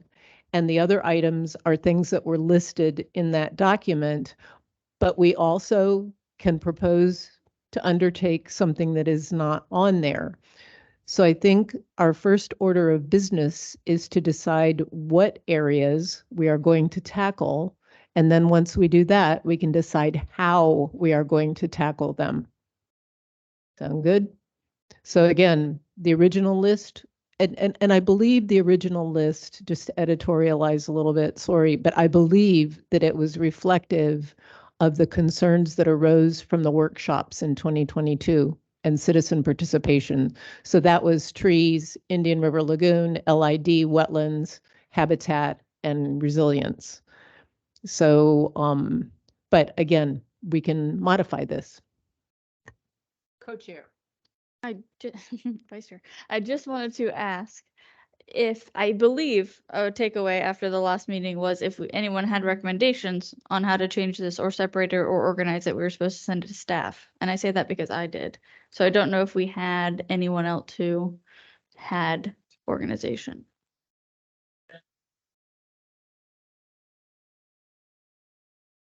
The original, yeah.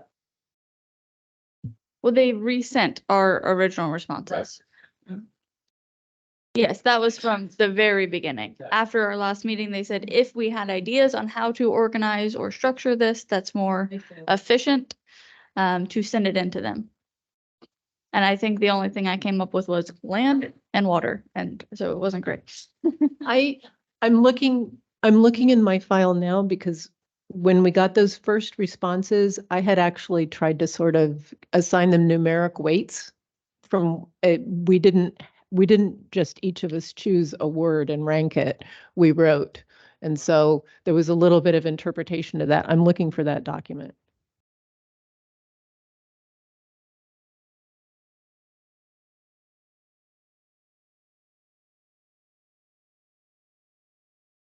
Stormwater and flood management, aquifer watershed, sea level resiliency, low impact development, Indian River Lagoon overlay.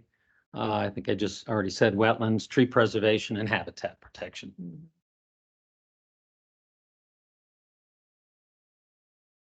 And I think that was the recurring theme from everybody that think sent so. their list in.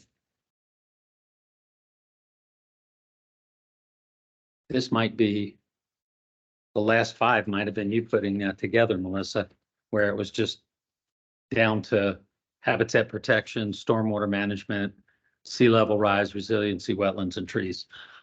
I'm not sure I ever Yeah. shared what I had done. Okay. I really don't remember Mhm. that.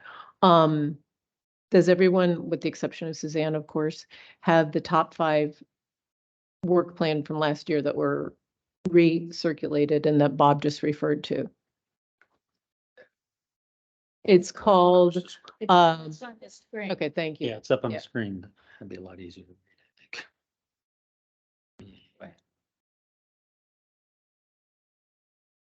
So on this, it's interesting. These are just all the raw responses. They're not consolidated. That's why you see that. Stormwater, aquifer, number 1.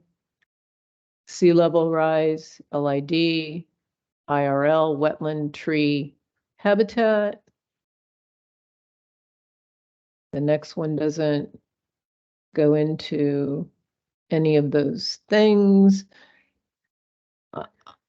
So that the responses to the top 5 work plan priorities, if I remember correctly, not everyone responded to that. This document looks like it was everybody's raw responses, and those are not harmonized into one. Right. We just went ahead and accepted the county council's work. So, If I remember correctly, and I mean, it was a year ago, so. This is that, the people that responded, we just put them all in a document, didn't try to sort or. Correct.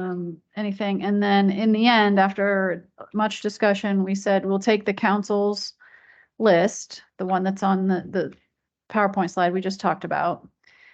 And we tried to rank them in what order We decided trees, we decided LID would float based on the work of the grant team and wetlands, and that we would, see how far we got and we would reprioritize.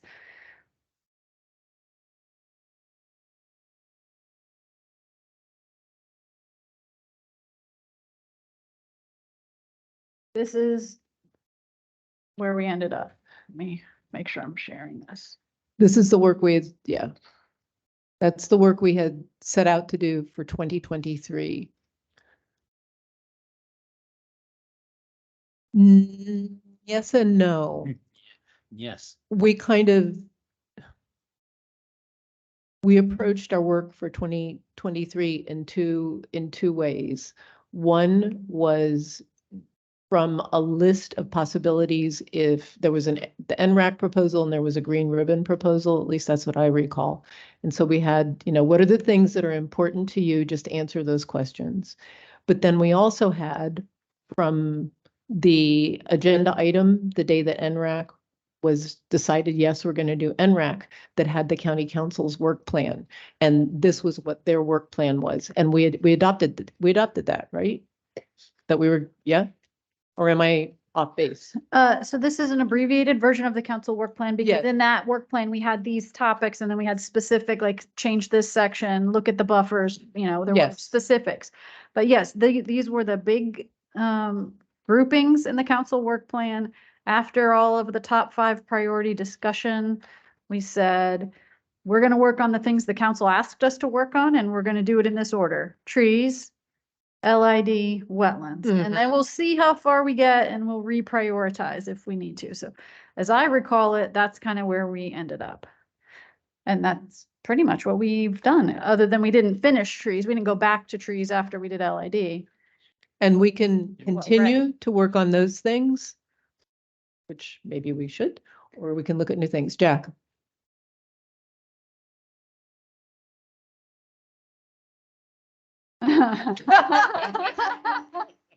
So can we go to the, I think it's 2 down from where you're at?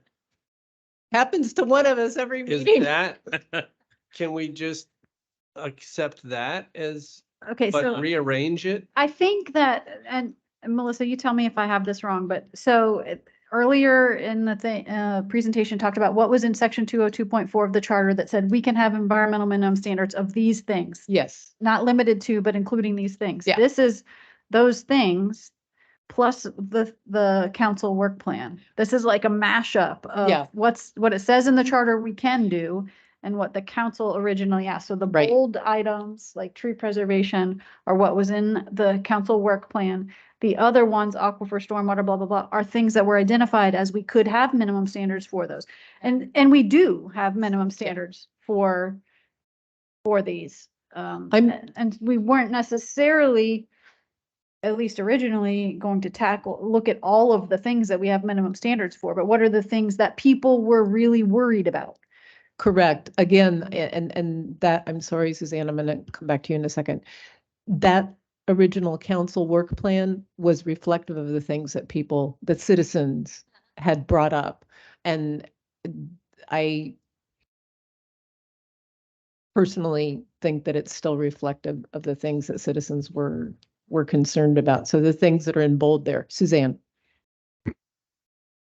So, based on that work plan size, and you've all been meeting for about a year, right? Is that realistic? No, for that's the not council? that we didn't tackle all of that. That's what we were working on. So Only for the last year? Yeah. And going forward, though, I mean. we can continue to work on this. Okay, Or if we want to take out something, eliminate something, we can. If we want to add something, we can. I personally believe that this is more than enough work to try to get through based on our experience thus far. I just didn't want to cut off anybody from the list of potential things we could do. That's why there's that long mashup list, as Ginger calls it. But this was what we did.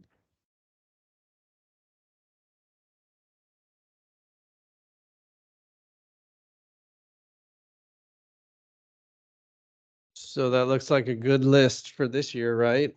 And just finish the things we started and then dig into the other ones? And the first step is what areas, an area meaning trees would be an area, wetlands is an area, IRL is an area, habitat, a topic, an item, a subject, broad subject. Suzanne.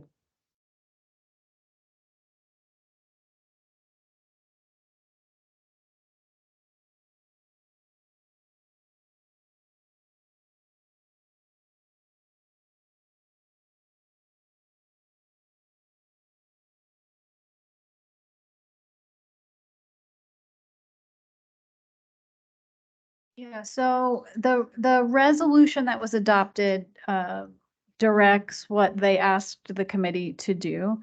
It is certainly possible that this council thinks differently than the council that created the committee.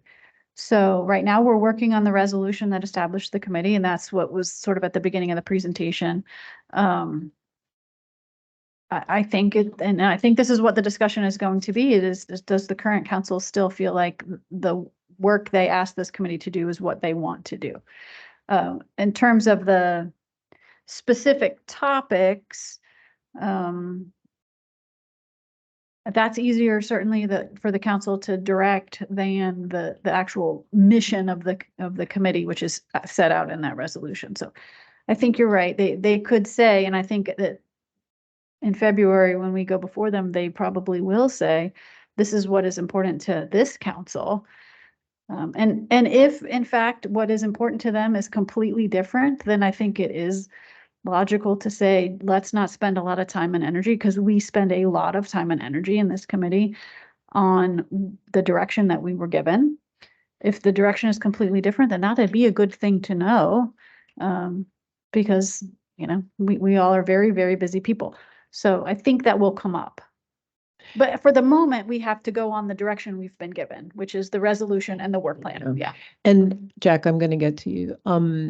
I think also there was, to my mind anyway, there's a bit of a monkey wrench, because we talked about maybe having a workshop with them to talk about what did they want. And we decided that this would be a little bit more efficient. But in our last meeting, we had just come off of the October 16th meeting when they had decided that ENRAC would continue. And in the meeting yesterday, they decided that maybe ENRAC will not continue. So that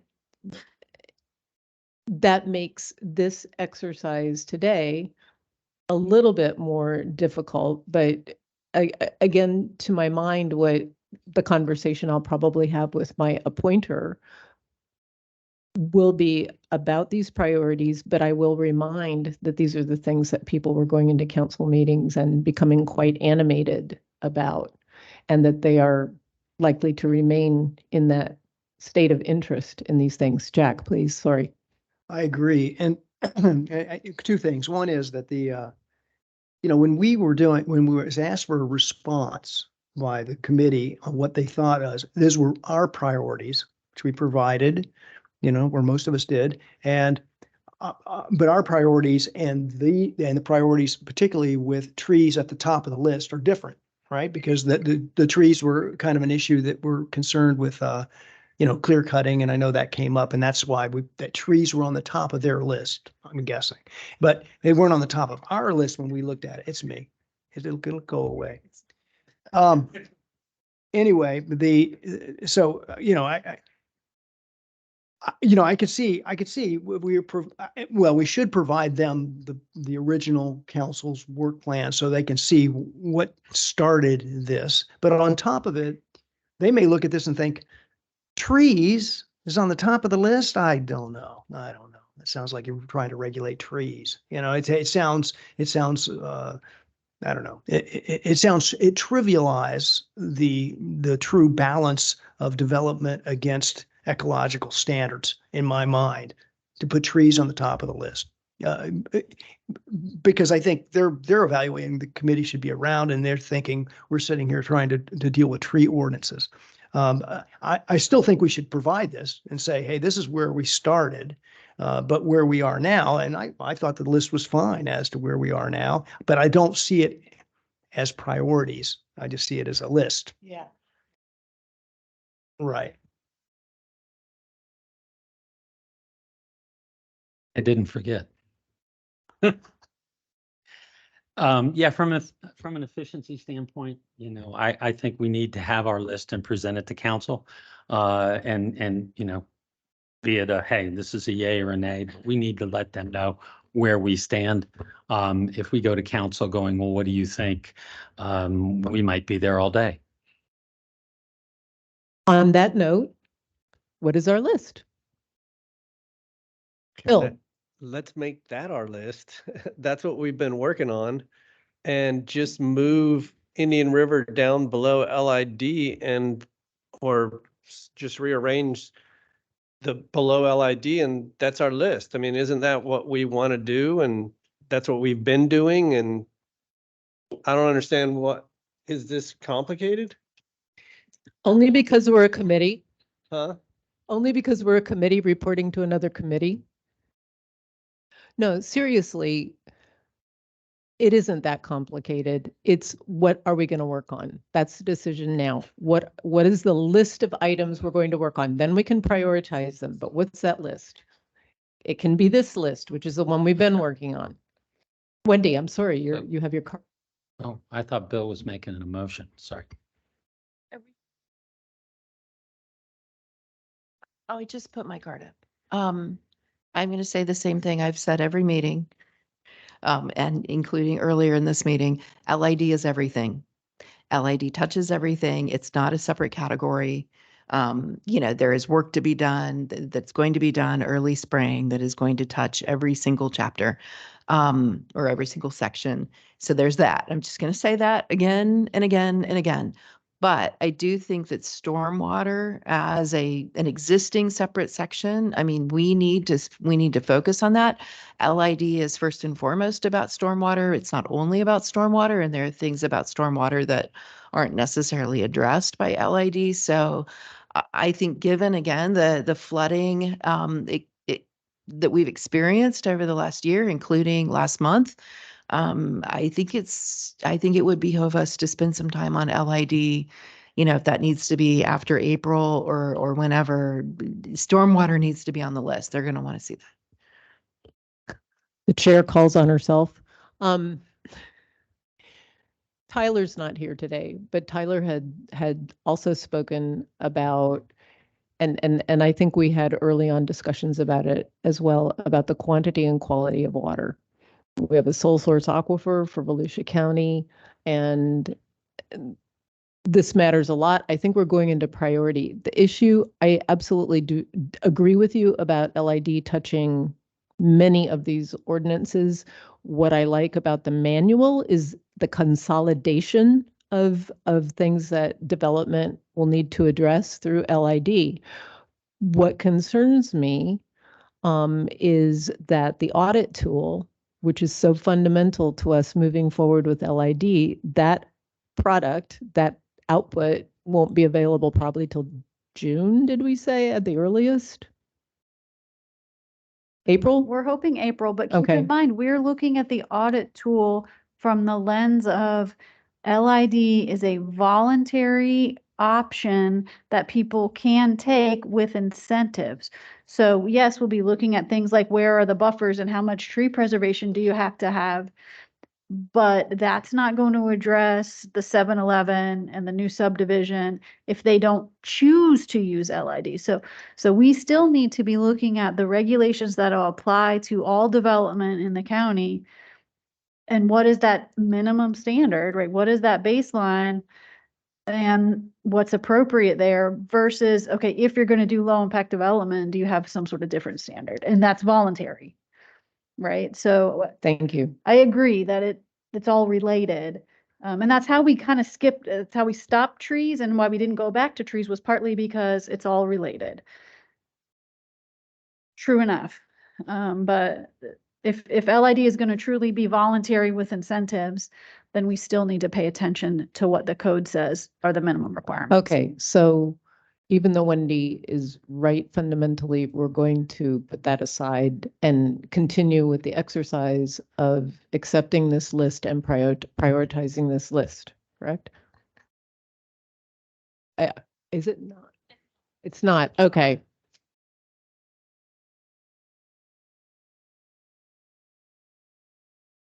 I need to recognize Bill, and we also have to ask the question about, do we add stormwater? So if we could just take that list, start with LID, reorganize it, maybe add stormwater, but that's gonna be a whole new discussion. And I don't, Is there anything we want to take that we would recommend taking off, or should we just be additive, add stormwater to the existing list? Jessica?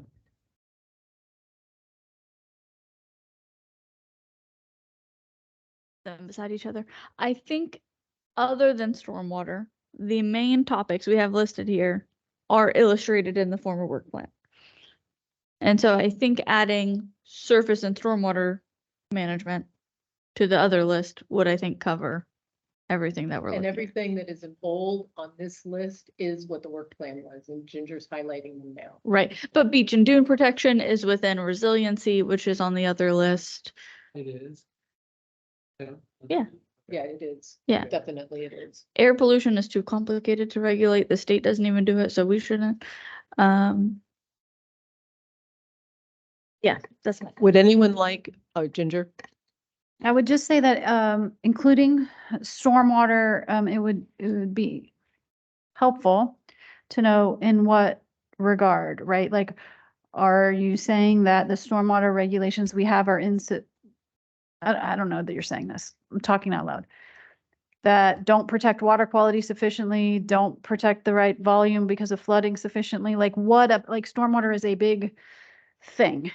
What are we saying that we need to see if the county's stormwater ordinances are appropriately protective? Is that?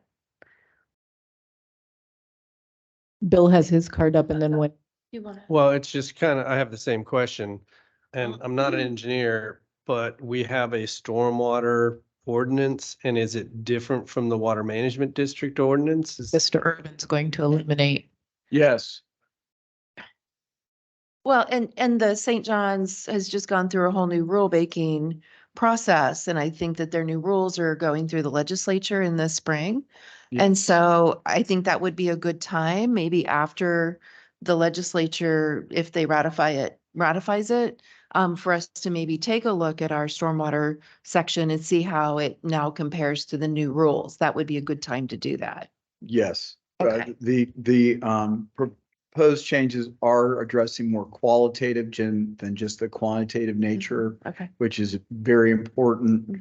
And if there's going to be changes at the state level, I'm sure we need to be looking and be very cognizant, as you're saying, about what we can do. That's a very good idea. Did that also, was that helpful to you also, Ginger? Okay, so the proposal I believe we have right now is to accept those items that are in bold, that are the original work plan that we've been chipping away at, and that when the rulemaking process is finalized, the state stormwater rulemaking process is finalized and ratified, we will add stormwater, and it will be to evaluate how we are doing versus those new rules. So I think that is what the proposal is in terms of what will we tackle. We've not talked about priorities yet. Do we need to make a motion on this? Chris isn't here. Or can we just say we agree with this? Suzanne?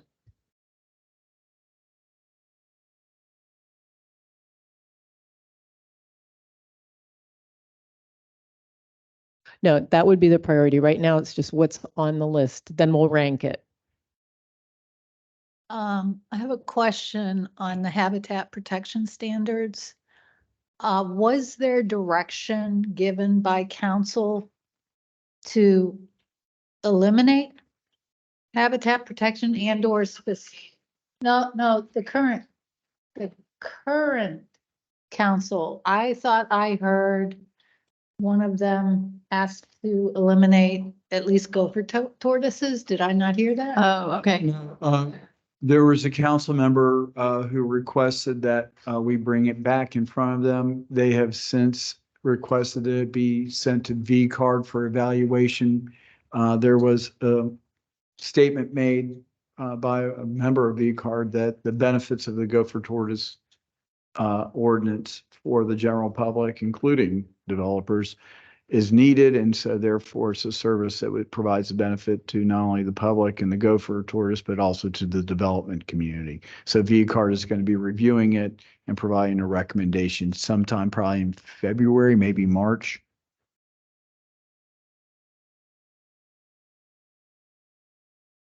There's no action being presented. There's no formal action or direction from the council to eliminate it at this time. And this may be in the weeds, but the gopher tortoise ordinance doesn't actually protect gopher tortoise habitat. It protects the gopher tortoise and its burrow, and basically directs developers through the state permitting process if they are going to be within a certain distance of a gopher tortoise burrow during construction, so that we don't have standards that are in excess of the state standards. We just inspect and make sure people go through that process if they need to. The habitat protection was partly about the wildlife corridor, or related to the wildlife corridor, but also partly because what I've just said, we don't protect, say, the habitat of the gopher tortoise. We don't protect the habitat of a scrub jay. We protect trees, and we maybe get at wildlife habitat by protecting 15% of a site as trees. But we don't have anything specifically, and some other counties do, that identify protected species and then require protection of, if their habitat exists on a development site, a certain amount of that has to be protected. So that's where that kind of came from. So even if a species is listed at the state level or federally, we don't necessarily have any kind of ordinances that protect the habitat for that species. Again, just No, it's Parrots and whatever, yeah, it's whatever state or federal agency might have requirements, but we don't have anything that protects their habitat. Okay. Wetlands would protect a lot of species. Protecting the wetland is also protecting habitat for lots of species. I think maybe the one exception to that is coastal dunes. I mean, we do have some rules about that, but not specifically because it's sea turtle or gopher tortoise habitat. Just okay. Thank you. So again, the goal right now is still to align on a list of the things we will address before we place them in their order of priority. I would like to make a motion that we do those 6 items and add stormwater. Do we have a second? I'll second that. Do we have any discussion? Then we will vote. All those in favor of adopting this list plus stormwater? Aye. Any opposed? Motion carries. We have our list. Very good. Now, there are two things left to do. Well, there are more than 2 things left to do, but 2 things that can involve discussion. One is, of course, the prioritization of these items, which is very important, but I believe also very important is a discussion about how we will work. We started out at the very beginning reading through the ordinances ourselves, and I personally am grateful when I get supplemental reading as well so that I can understand the topic, as we did with wetlands, for example. And we walked away from that process for good reason at the time and decided to have staff present to us the issues surrounding the item and then suggested ordinances, and we discussed that. So those are the 2 experiences that as a committee we've had. I almost, again, it's up to you now whether we discuss priorities or the how we work, but I do think the how we work is really important. Suggestion on priorities and process. Shocking. If we can go back to the slide 7, perchance. Thank you. I would suggest that we're close in this list because I think we go back to trees and finish it. to the extent we can. We know LID may tweak it, and that's fine. Then we go to wetlands. I think we have Indian River Lagoon overlay next is fine. I would then say sea level rise before habitat protection, because habitat protection is brand new. And then LID and stormwater are going to be floating meetings, depending on when the rules are adopted and when the audit tool is complete. So that would be my suggestion. Yes. Wendy Anderson.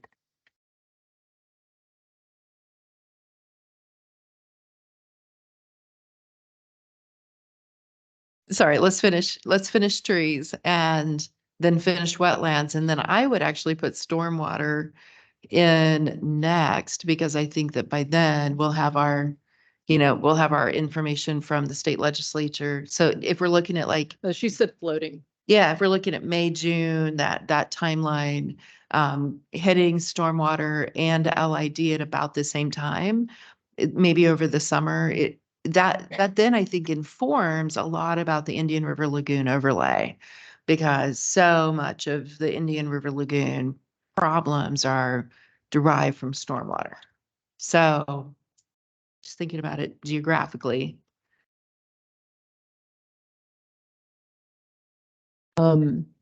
We have that, and Sarah Lee also wished to comment. Did you forget? Okay, so what we have on the table right now in terms of prioritization is this list down to, the first two items, trees and wetlands, and then we have floating, the LID and stormwater, with a wish to get to those sooner rather than later, but it's out of our control a bit. So we have to caveat that. And yeah, and then we had we had Indian River Lagoon with stormwater. Was that it, Wendy? Uh-huh. Okay. With LID, and again, recognizing that they're floating, that we, those are somewhat opportunistic for us. And then where I'm getting a little bit lost was sea level rise, I think, was next to last, and last was habitat. Yes, please. Okay. I also just want to acknowledge that sea level rise is not just a coastal problem.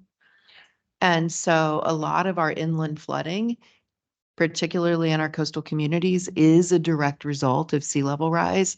The water table is rising, the water can't infiltrate because water can't infiltrate water.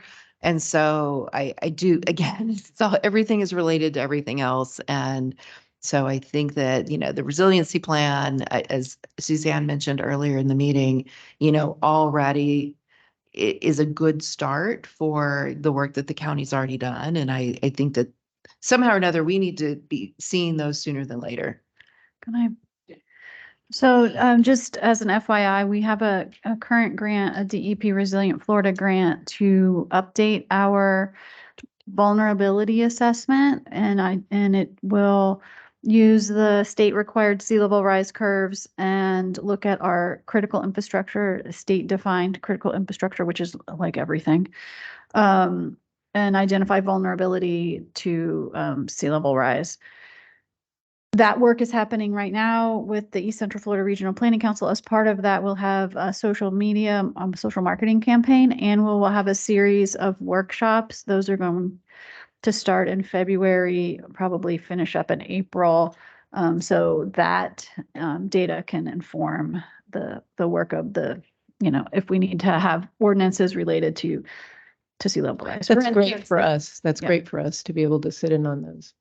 Yeah, so that's coming up, and we'll have more information after that data work is complete. So Okay, so preliminarily, we can change things. So preliminarily, again, trees, wetlands, Indian River Lagoon, then floaters of low impact development and stormwater. Those were floating in there, and resilience, and then habitat protection. Yeah. Okay, did you get that? Well, I had, the third was the two floating things and then IRL. Okay. Yeah.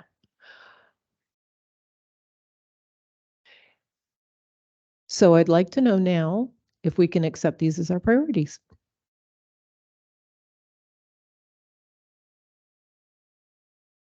Seconded by Bob. All those, any discussion? All those in favor? Any opposed? Y'all are awesome today. Jessica. On process, my suggestion is that I think we have this is a reflection first. Our first meeting on any topic. It was buzzing. Our first meeting on any topic is a lot of education and questions. So I think we should just accept that. But I also think that a key part of it is that we need to go back to us providing markups. So my suggestion would be that for each item, we start with overview, education and questions, no proposed revisions, class one. Between class 1 and class 2, the board members provide written suggestions, kind of like we did in trees at the beginning, with the education behind it, and maybe some staff comments in there on problem children, and then we go through. That would be my suggestion. I have just one thing. Sounds great. Whatever we decide is fine. Keep in mind though, if we're going back to trees, we started a certain way, and if, do we continue with how we were going? Or, I mean, obviously, I think we're going to need, a refresher. I don't want to start over. I would almost say start over because I feel like, who was it? Someone on this side of the table earlier said that we had, I think it was Jack, that we had really learned a lot. Even though it may not seem like it, we really have learned an awful lot about how to learn about these things. So, but I'm not saying start over again.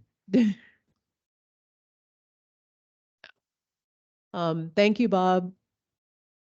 No, you're missing the vote on a January meeting.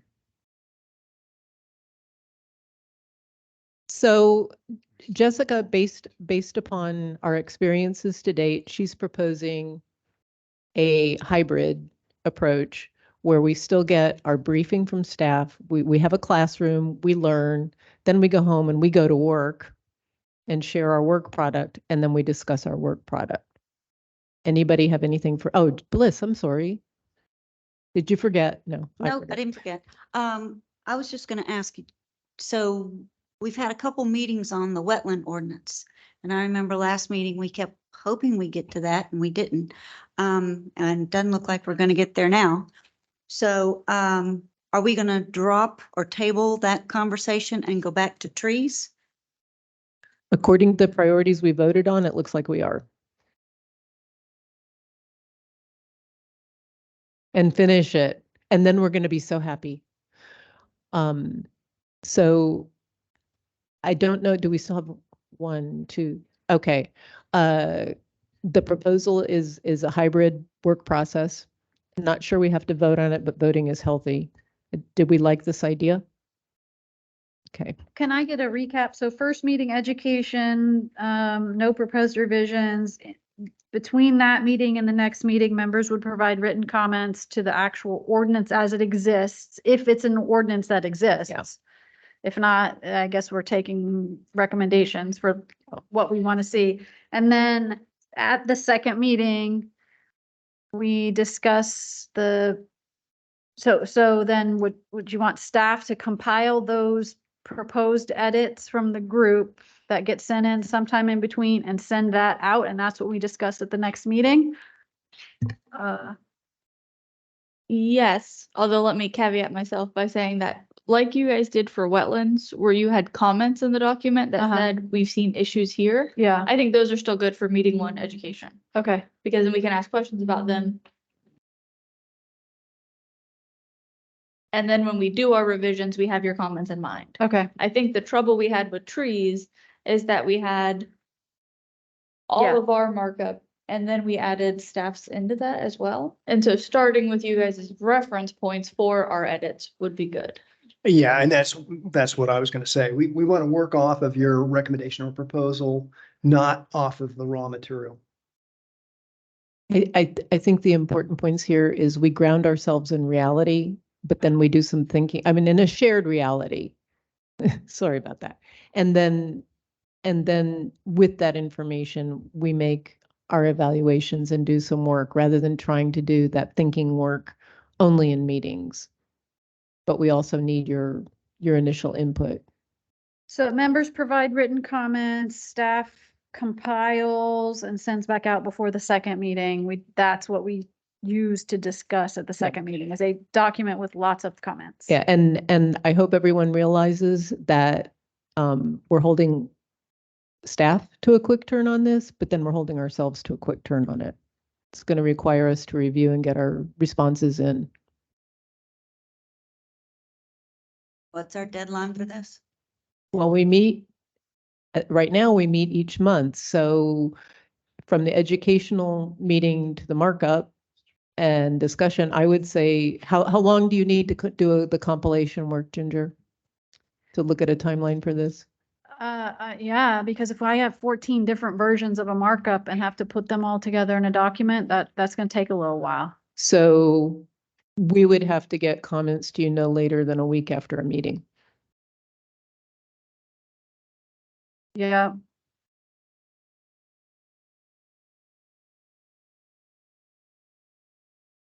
Okay. Well, I think that's, yeah.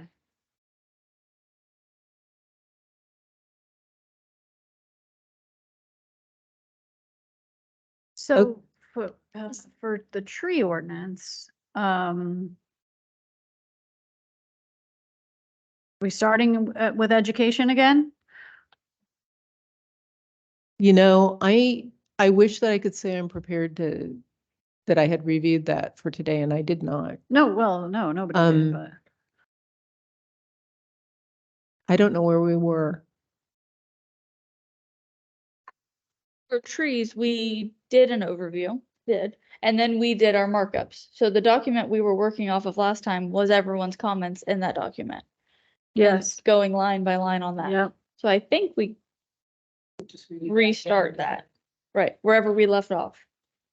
It sounds like you guys have a tab, because I was with Wendy, I thought. We know where we left off, yeah. Sounds like low hanging fruit. That's for our t-shirts, Suzanne. You forgot, no.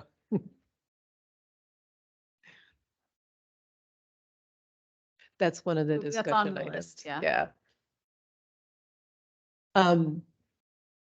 Okay, so we've talked broad brushstrokes about all the processes going forward, and for trees, we will start where we left off with the marked up, last marked up version. We'll do our best to send out something that reflects what we got to last time, and any remaining questions, because we skipped some things too as we Yes, went we along. did. We said, all right, well, we're not going to make that decision yet. We're going to come back to it. So it's not like, okay, we got to this spot in the document.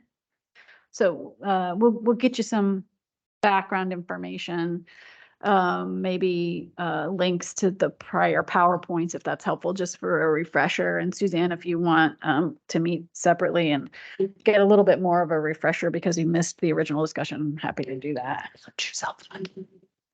Just as a reminder for the trees, Okay, pardon? as a reminder, there's supposed to be a subcommittee of this committee to investigate the tree replacement, and that never occurred. So Because the leader quit. And Chris told us we couldn't do it because the meeting had to be noticed, sunshine applied, et cetera. You're right. Thank you, Jessica. One would think you're an attorney. Yeah, that was, I'm sorry, Keith. Don't look so disappointed. Suzanne.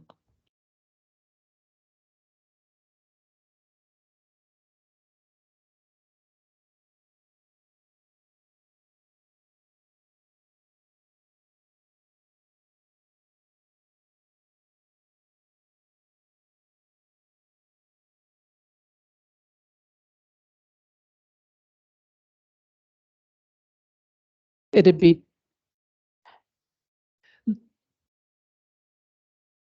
the process, the process that Jessica outlines that we've just said we liked, guarantees that there will be at minimum 2 sequential meetings on a topic.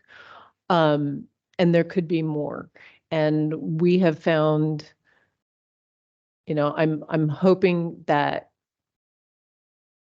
we'll be able to work a little bit quicker and effectively in this next year with the learnings that we've had.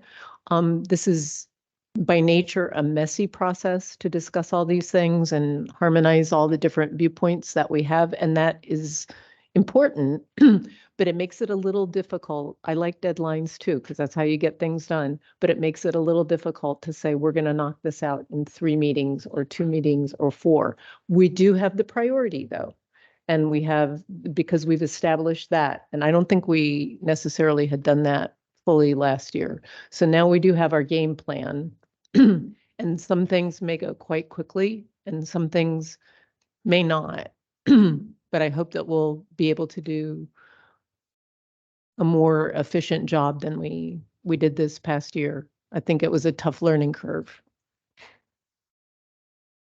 We did. We met every month and we set ourselves out to 3 hours per meeting. Yeah. So I think that's the next agenda item, is it not? Yeah, Jack.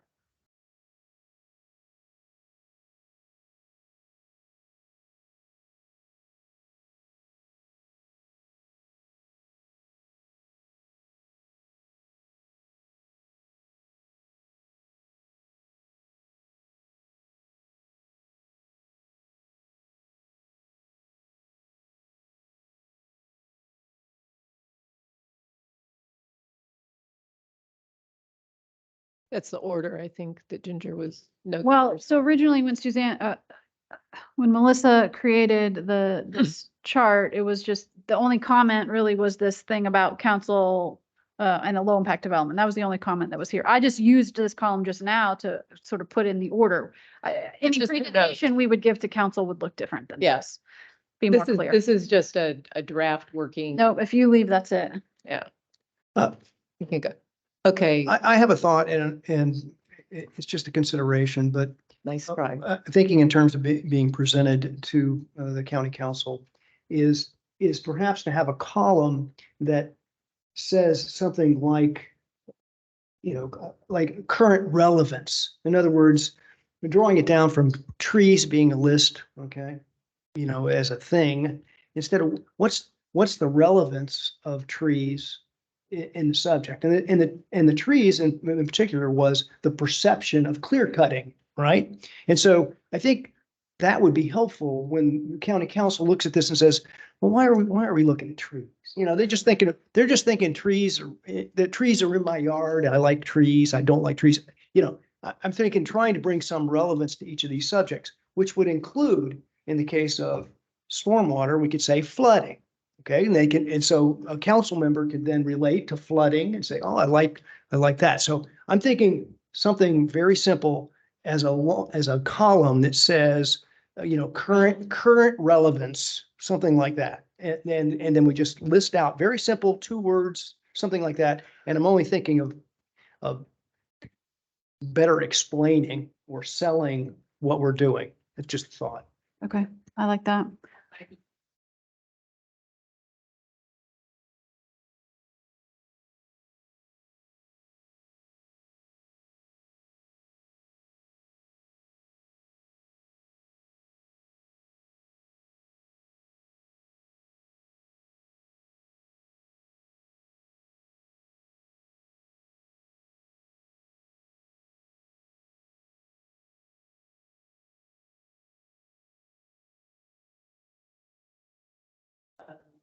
The January meeting on our current schedule will fall on the 3rd of January.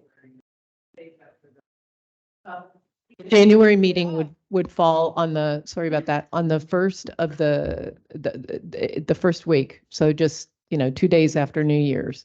And we have changed dates for meetings, but it's also a time that, quite frankly, staff is incorporating new people right now, and Sam is out on maternity.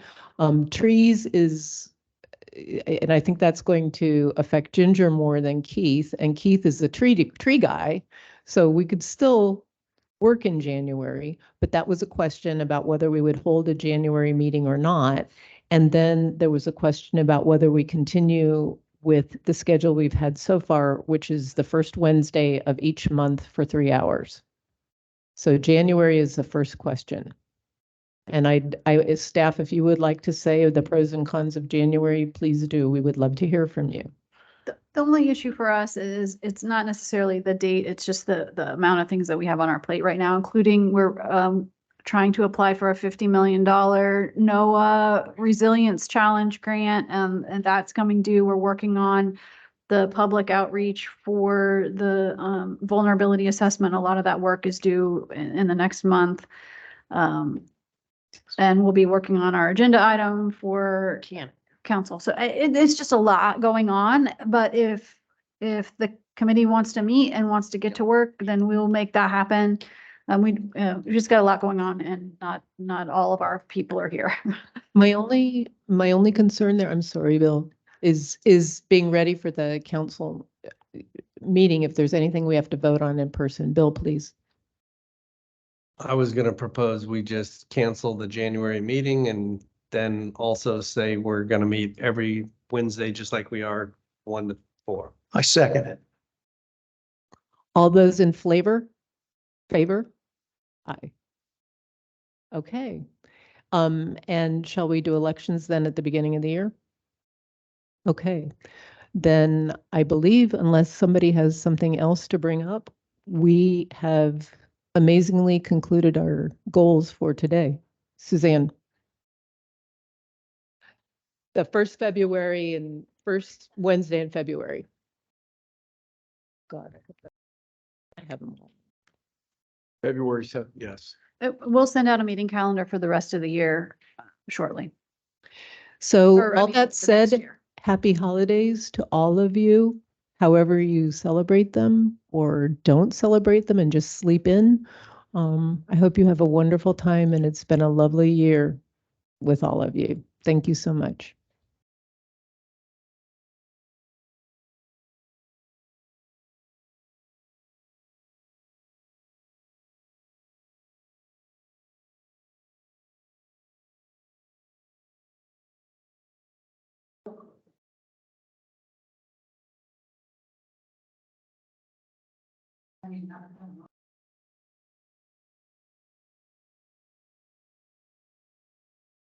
Totally different thing.